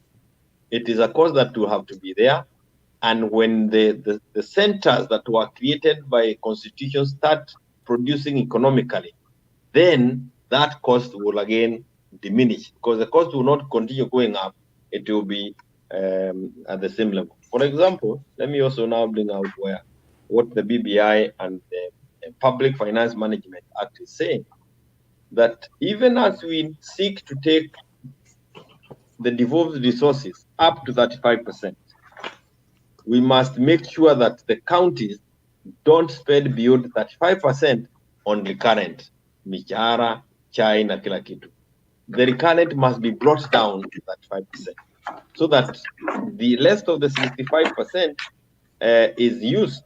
Is it 65 or more? Is used to develop the country, to develop the county.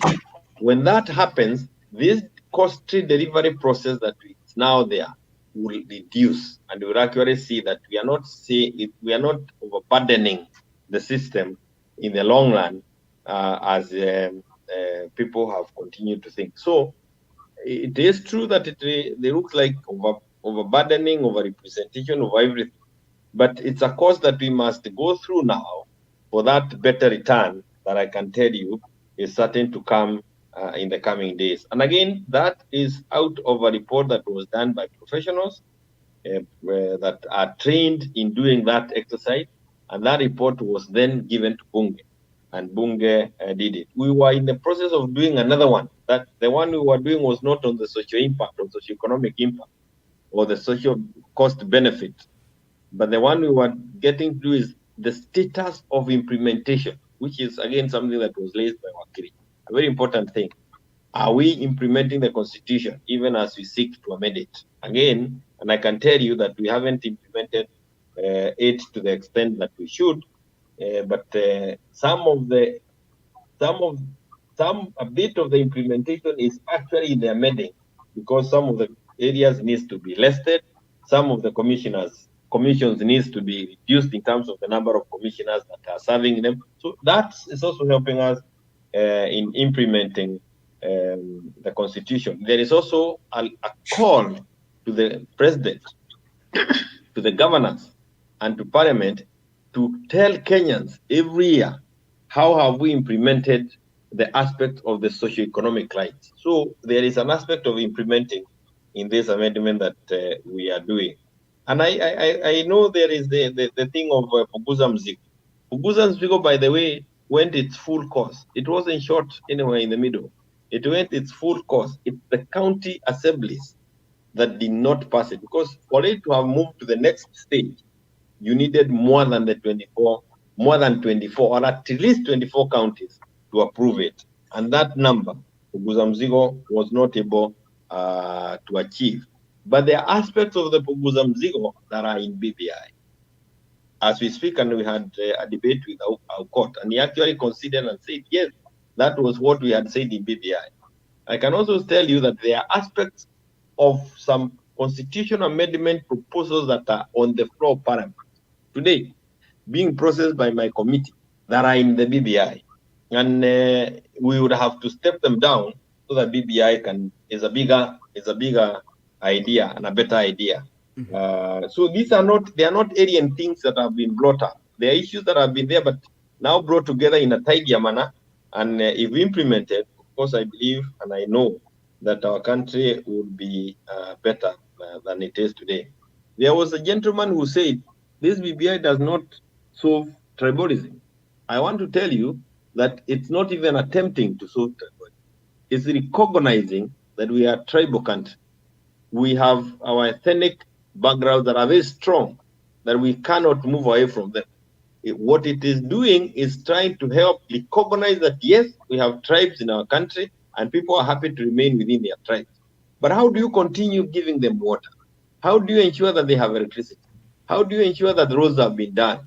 How do you improve the health quality, the health facilities, and the quality of health that is being offered? Or here, what is it? medical attention that is being offered to them. So it's actually, this document recognizes that yes, we are tribal, we have tribal units, and we are happy to quickly retreat in our tribal unit. But even when you are within your tribe, you still need water, you still need schools, you still need electricity. How can we do that? This document is recognizing that and trying to create an environment where people can be helped in that way. On the take homes, we started there. I can tell you there are very many take homes that we got from where we are. I say this because I know that you also want to wide up this program, and we will want to see what we can be able to implement and what we can be able to improve in our way of doing elections because of the lessons that we have learned here, and perhaps even how we can do it better in some areas. For example, one of the things that we also saw is that when you're using the electronic machines, it recounts automatically if the margin is. You don't even need to program it. If the margin is so small between the winner and the loser, it automatically recounts the votes again to confirm that the margins are the same. If they are bigger, the margins are larger beyond a limit that they have set, and you want the recounting done, then you have to meet the cost of recounting. Again, the machines will do the electronic data counting that they do, but the paper trail is available. If you think that you don't trust the machines, you can actually go to physical or manual counting of those ballots. From the polling stations to the tallying station, I think Kenyans need to hear this. You don't refer anybody. Only the police officers take the ballots and they take them to the next station. You don't carry people and agents who can get in the vehicle because the vehicle ballots are going to be stolen in the middle of the road. That doesn't happen. Police officers take the ballots and deliver them without anybody escorting them. That level of trust, again, that system something that we need to learn. Of course, we also saw that the prisoners here vote, but for them to vote, they must have paid their fine, or somebody else will have paid the fines. Again, another source of fraud. So I want to say that we have learned a lot, and even this discussion has helped me to get the things crystallized in my mind. But I think it's good for Kenyans to know that because of the very difficult time zones here, they slept and woke up before I have slept. I have not slept at all. Walilala wameamuka bado wamekuta kuendelea na kazi. Kwa hivyo ningetaka kulala kidogo tu nisije nikagongwa na gari nikipita barabara kwa sababu. Thank you so much. Kabla ulale, and before I give my friend Atone to say a few words, and then you conclude. So ufungue macho uweke toothpick. Unakumbuka venye tulikuwa tunaweka wakati wa Kivuito. We were, you know the way we stayed up during the Kivuito akitangaza results. Yeah. Did you want me to go ahead? I just wanted to make a quick follow-up. Or did you want, Captain, did you want to yes, I want you to make one point and then you proceed. Pablo, we will organize to have you here one of these fine days because I see you have quite a lot. The issues of, he actually brought in the Kenya Parliament Hansard, and I think that was to support what Mheshimiwa was talking about. BBI, Gideon Kigen, please, Mheshimiwa, if you can be able to get some of these ideas, because eventually we need to do a survey, because we might end up going to the chungwa na ndizi kind of a scenario with this BBI, and we don't want to get there. And I hope you as the chairman, I don't know whether you are taking care of that, not to go back to the chungwa and ndizi thing that divided Kenya when many people said no, and it gave birth to the Orange Democratic Movement. And you can check what Gideon Kigen is saying about we need sobriety and the strict acts of parliament, does Rwanda has a BBI to enable her pay the farmers well? Can't the clause on BBI taking on a prompt pay during tenders be amended in parliament? And then the issues of the roads in Ndaragwa constituency, I think that is an issue that takes you a little bit more home. Kanyagia, Gamini, and inroads, and that is important. Then the other one that I would want to mention is unlike the Punguza Mzigo, BBI was not subjected to the county assemblies scrutiny, or will it be given that chance? The other one is could we know if there is a member of the IBC on this delegation? They are the ones placed to implement some of these things, the processes, and maybe not necessarily the MPs. By the way, let me mention that Jeremiah Kioni, the member of parliament, is also the chairman of the Constitutional Implementation Committee in parliament, and so maybe he's here because of that title and his office. But a few things that we need to learn. The people in the diaspora, I hope, Bwana Wakiri, if you let the chairman go, or Mheshimiwa Kioni go without asking him something about the people in the diaspora. Absolutely. That's are we going to vote? These people in the US, and I hope that that is on observation, people even who are living outside and they are citizens, they were able to vote in the American elections. Are we, as Kenyans in the diaspora, able to vote? Maybe that is one of the biggest observation that you can take from here. Yeah, I appreciate that, Captain. In fact, I have so much that maybe we should have another session that we can talk about that diaspora issue. Partly it's because we feel that we are being taxed without representation, taxation without representation. You mentioned Washington, D.C., why they don't have senators, and in fact, they have been asking that they should also be represented because they are paying taxes just like any other citizen. But anyway, in this instance of the diaspora community, we feel, for one, and the government recognizes this, and it's an obvious fact, that remittances have been has been a pillar in supporting the general GDP in the country. And in fact, I must say that even the amounts that is being given out there is not structured monies, is not structured remittances. We are talking about people sending money for school fees, for a little project here, for medication, for burial, and the like. But the real money that would actually go into infrastructure through bonds, like the government every so often do raise the Euro bond and another bonds. I don't know what else the government raises funds from. But if there was a process, if there was something that can be done to harness structured money investments from the diasporians, then you're going to see a great reaction from diasporians, because the only thing that most diasporians fear is really just wastage, is corruption, is not being accountable, for money, even to their own relatives, that they actually send money to. So that's something that I think that is key. But the other thing, of course, in terms of participating in the electoral process, that has been there for years. There's always discussion about it. Nothing was mentioned in the BBI about that. We've had issues with diasporians who would wish to participate, who would wish to impart their expertise and their know-how in terms of, for example, Mheshimiwa, you've come here, you've observed, some of the things, you've seen how some things work.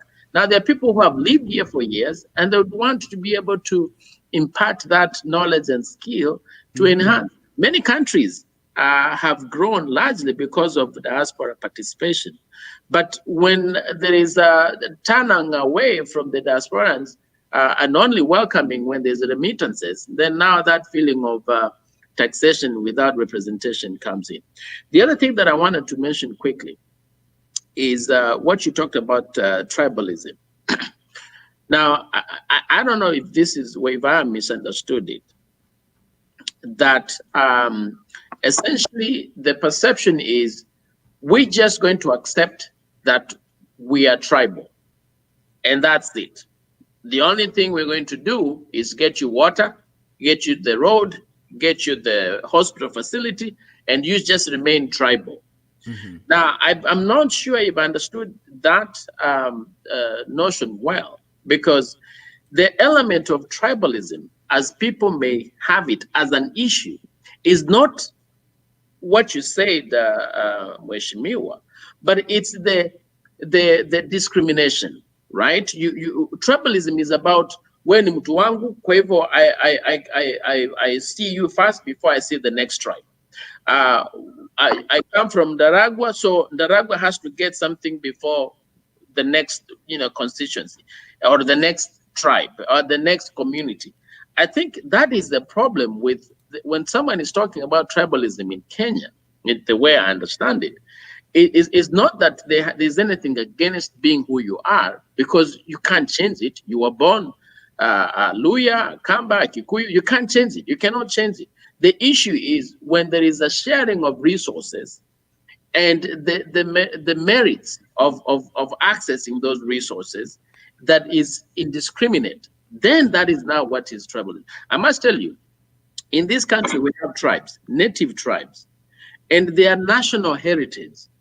In other words, in fact, the laws were made specifically to protect them. They live on a different set of rules from every other citizens. Yeah. They are given allowances because of who they are. In fact, they are very, given, of course, by virtue of the fact that they're the original owners of this land. And so they had to go through some agreements, and even the laws recognize them, And so I don't know if that's the same element that we have, we are taking back in Kenya. So my point that I was trying to say is that even as we deliver the services to the people by the government or by the leadership, I think the element is, in terms of tribalism, is when there's favoritism. You skip the next person because it doesn't belong to your tribe. Thank you so much. Yeah. Thank you so much. Thank you. As we come to wind up this issue, we had just to compare and observe some of the things that Honorable Jeremiah, who is a friend of mine, we have worked a lot. We have held so many discussions together. He is right now in Washington, D.C., doing whatever he was sent to do as an observer, and that is important. So conclude, Mheshimiwa, with some of the things that were mentioned, and that one will determine what time you go to sleep. I think we certainly are here on duty, and we have some activities tomorrow with the ambassador. So I don't want to take a less, but I value this opportunity to talk to Kenyans and address the issues, even the issues of Ndaragwa. When we have an opportunity to address the issue, I know we have a major problem of roads, and electricity and water is key in our area. And when we are talking about increasing the devolution share from 15 to 35%, is because we believe that in so doing, some of the difficulties that we find ourselves in Ndaragwa will be sorted out, because that's a number of the issues that have been mentioned are issues that are squarely within the mandate of the county government of Ndaragwa. And we appreciate that they also don't have adequate resources to do all those things across the county. And one of the ways of addressing the them is increasing the allocation to the county government. That's what we are doing through the BBI. Of course, the other way is ensuring that the environment is always conducive for us to be able to fix the issues. Every elections, like now, before we started working on the roads in Ndaragwa, we had almost a whole year of trying to sort out the quarrels that arose out of the elections that we had in 2017. And even before we settle, we are again on the road looking for votes for 2022. And those are the issues, that the calmness that I'm talking about, that we need to calm the country so that the individuals who have asked the questions about Ndaragwa are helped, or we have adequate time to address those issues. But if we are permanently in a mode of campaigning, that even my fixing of the road is because I'm campaigning for 2022, then that will keep us in a vicious circle. And I want to say it again, BBI is trying to address issues from that point of view. The issues of tribalism, I want to agree that it's not in the manner that Wakili has picked. It is not that. Let me just address what I think instead of trying to replace what he said. But we have the issue of national cohesion and integration commission, and we have actually specific articles that we are amending in the constitution to address the need for the need for us to become more cohesive and more integrated. But what has come to our realization, and it is common knowledge across other democracies or other countries, is that for as long as resources are inadequate, for as long as people are lacking in terms of the basic services, then you cannot tell them to forget who they are. Or let me put it differently. You cannot tell them to start thinking of nationalism, patriotism, coming together, unity, and the rest. And they cannot eat, they cannot go to hospital, they cannot take their children. So those things need to be provided for. And after you have provided those things, then people will start thinking of one another as people who are moving in the journey together. But as it is today, it's like you have said, is I get my person there so that I can be favored in terms of opportunities and the rest. But as long as that mindset is there, that grows the issues of tribalism more. And we need to address it at that point before we come to the level that you have talked about it, Wakili. And that is making sure that if people want to be seen to be there, let us have at least a few more people there. Then we have stability, we provide the resources, and then the desire to be there will not be because you need to be favored, but because somebody holds a better idea of how we can manage the country as before. We will try and why are we reaching out in BBI? Because we don't want the country polarized. And the issue is that if we don't manage it well, we'll get to polarization. And let me say quickly here that we must also be able to call out those people who will use BBI for purposes of popularizing themselves for 2022. And we know that constitutional movements have been used as opportunities to mobilize your base for purposes of winning any elections that is out in the offing. And we hope that individuals will not do that with our country for purposes of gaining, perhaps gaining in terms of what you become after the 2022 campaigns.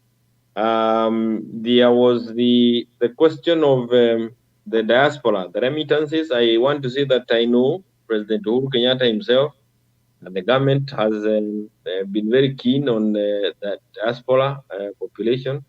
Without doubt, the attention being given to the diaspora is much better than before. I am aware that some taxation issues, taxes were waived for those who are remitting, doing remittances back home, in a way of recognizing the very important input that is coming from those in the diaspora. It is one of our major foreign exchange earners, and we cannot fail to thank those in the diaspora time to time and listen to them when it comes to the issues of voting. I know it's again an issue on the table, But as we said at the beginning, look at the difficulties that have been posted by this mail-in ballot, absentee voters, and the rest. Those are the issues, and then our character, our culture. Those are the issues that may be weighing on the speed of the implementation. But I can tell you that it is something that is on the table every other time, and I know a solution will be available in the coming days. And I think there is the issue of how you support those elderly people here, those who are like the original, the indigenous, and the rest. Again, equivalent to the cash transfers that we do to our aged, our mothers, our fathers. But the regularity of that, how regularly we are able to do that, how, it needs to be regular, and it needs to be adequate, and it also needs to be fairly inclusive so that you are bringing everybody within the net.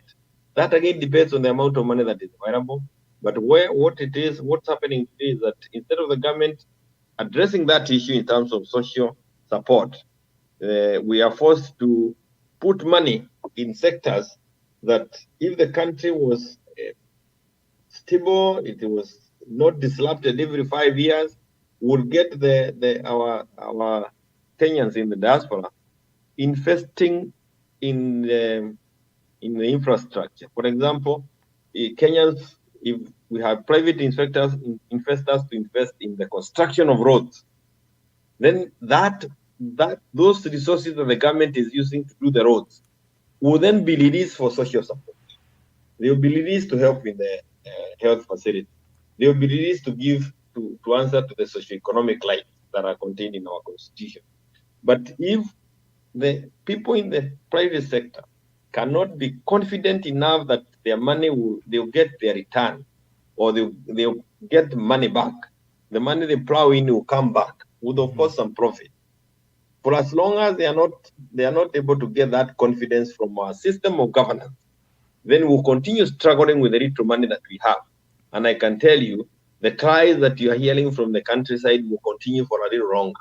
But if we just re-engineer ourselves, and I'm pleading this case in different ways, if we can just agree to re-engineer ourselves slightly, like the people in the French, in France, the French investors saw the other day, and they had to call in, they had to invite the president to France, who went to confirm to them that we are now in the process, we are on the path to ensure that going forward, we will have reduced the political temperature, the level of competing for this presidential position, so that there is more time to recoup that which you invested in the country.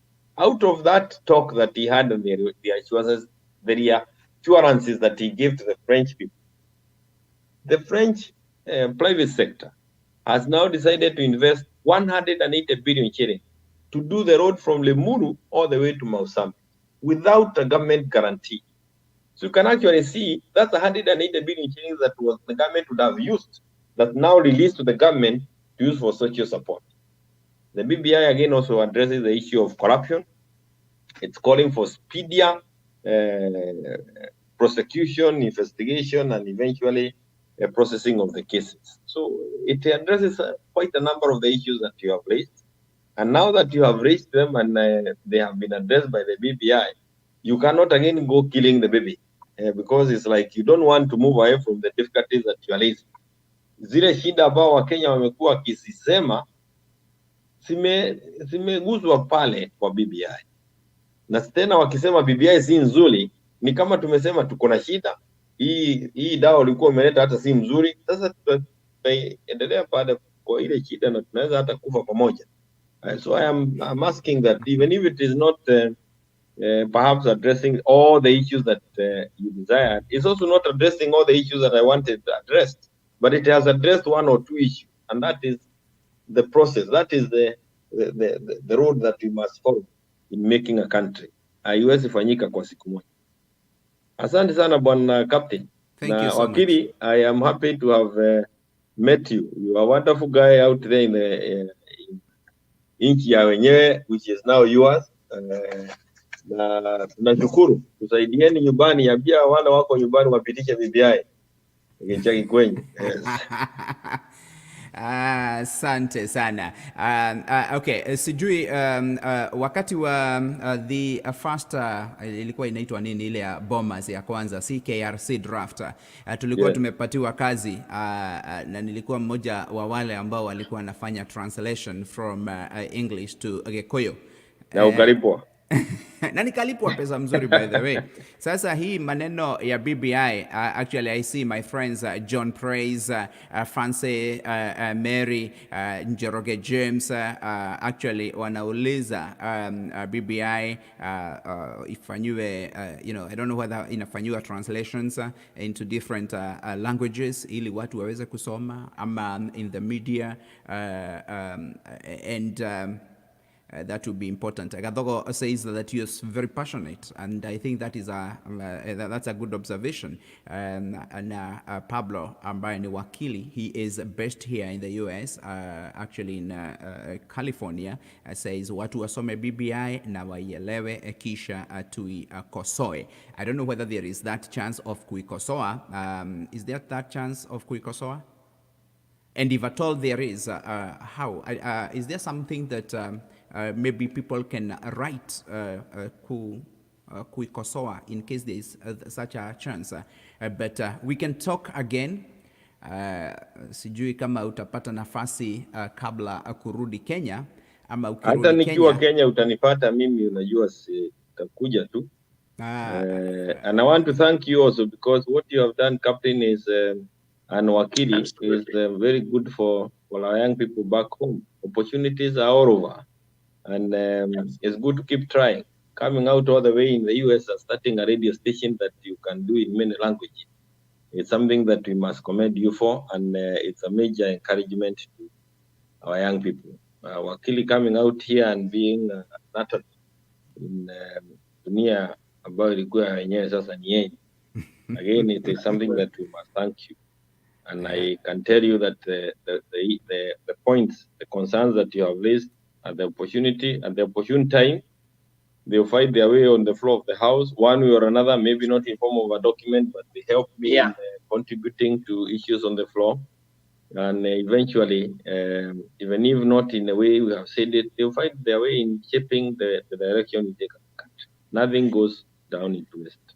In fact, if I can add just one last bit, Captain, if you allow me to just mention, we do have the NAFTA, I mean, not the NAFTA, but the US free trade agreement with Kenya that is ongoing, that I'm working with. We have a group of Kenyan lawyers here in the US. We call ourselves Kenya-US Bar Association, and I'm the president of that organization.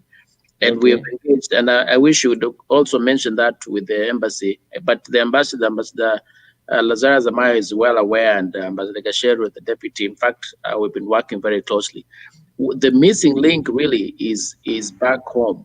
The stakeholders on the ground who ought to know what exactly it means to have this agreement between the US and Kenya. Obviously, this is a lopsided it's not a symmetrical equation between the US and Kenya. The government may change, not the government, but the leadership may change. We don't know, because it's a Trump Uhuru initiation. We hope it will be continued, but we want to engage the local stakeholders in Kenya in that process. It's not being talked about out there, but it's something that we have taken passionately, and we want to involve all the stakeholders for the best outcome of that agreement to favor Kenyans. And hopefully we'll be able to achieve that. And of course, we can only do it if we get assistance, and we're only coming in as interested parties. We're not even part of the negotiations, but we just know that there is something that will be good for the people of Kenya, and we wanna see that it's a fair agreement, that it does not negatively impact Kenyan stakeholders, especially the Kenyan farmers, Kenyan manufacturers, producers, and the like. But it's something that maybe we'll get some other time again with Captain and discuss some more and see how we get to a fruitful conclusion of that trade agreement if it continues. Thank you. I thank you, Mr. President.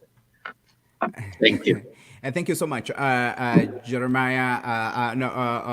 My friend Attorney Laban. I know we'll proceed on with our discussion maybe when we organize with Dr. Shiri, and I know that we're going to have you again as soon as possible. Mheshimiwa Jeremiah, please take my greetings to Kenya. We want to, we are wishing everything goes right.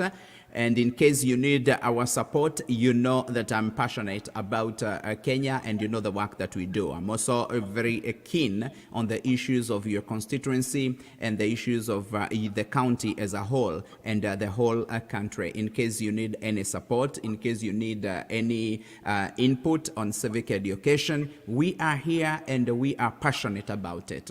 And you know that I'm just a call away. I can come in and take whatever support is needed, because Kenya is our motherland and we love it and we want the best right there. Mr. President and all the other members who are in leadership, we want the best for this country. So thank you so much. I know there are so many comments here. Please, some of these things are very important because we don't want, sincerely speaking, to just have another referendum when people are not united. It costs a lot. Tunashukuru na tuwasikia. Thank you so much. Asante sana. Thank you so much. Watu ya Ndaragwa. Yes. They are here. Akina Lydia wako hapa. I can see them sending comments. I can see some people from even Victor Kenudhia. I saw him from kule Muranga and Nyeri. You know Victor Kenudhia. My good friend. I have your cousin who is right now living in Seattle, Washington. Mwire Joki. This is Jadida Njoki, who is from Kikuyu. Wasalimia wote, hata wengine wanaitwa Jerry kutoka huko Texas, Jerry Betty Gichohi, wote wako huko wengi. Ndaragwa iko pande zaidi kuliko vile unafikiria. Thank you. Very well. Asante sana, thank you. Asante sana. Thank you, everyone. Thank you. Asante. Thank you so much. I wish you the best, and that is good. Otherwise, that was just some good discussion. We'll go back and look at some of the issues that were raised. And it is important because we are learning. Tunasoma mambo kadhaa. Ambayo yanajitokeza. Otherwise, thank you so much for tuning in. This is the Trumpet of Hope. And we remain to be the Trumpet of Hope. At a time when there's so much going on in the whole world, at a time that there's such an uncertainty, even not only for the citizens, but even for the leadership. Don't you think that Joe Biden and Trump themselves are, anxious? They are, because they don't know what happens next. The president, Trump, is also anxious. He doesn't know, will I continue being the president? Yeah? What will happen? Yeah? What will happen when I don't win? What next? That anxiety. And even to Joe Biden, he's anxious after breaking the records with so many votes, and then I don't win. What happens? All that. But life goes on. So thank you so much. God bless you. Have a good night. Let's continue waiting to see what happens in Nevada and Pennsylvania and the others that have not been called yet. We have Nevada, and we have Georgia, and we have Pennsylvania. Those three will determine what happens next. God bless you. Have a good night and have a good day. Wale wako, kule Kenya. Mungu awabariki. Bye bye.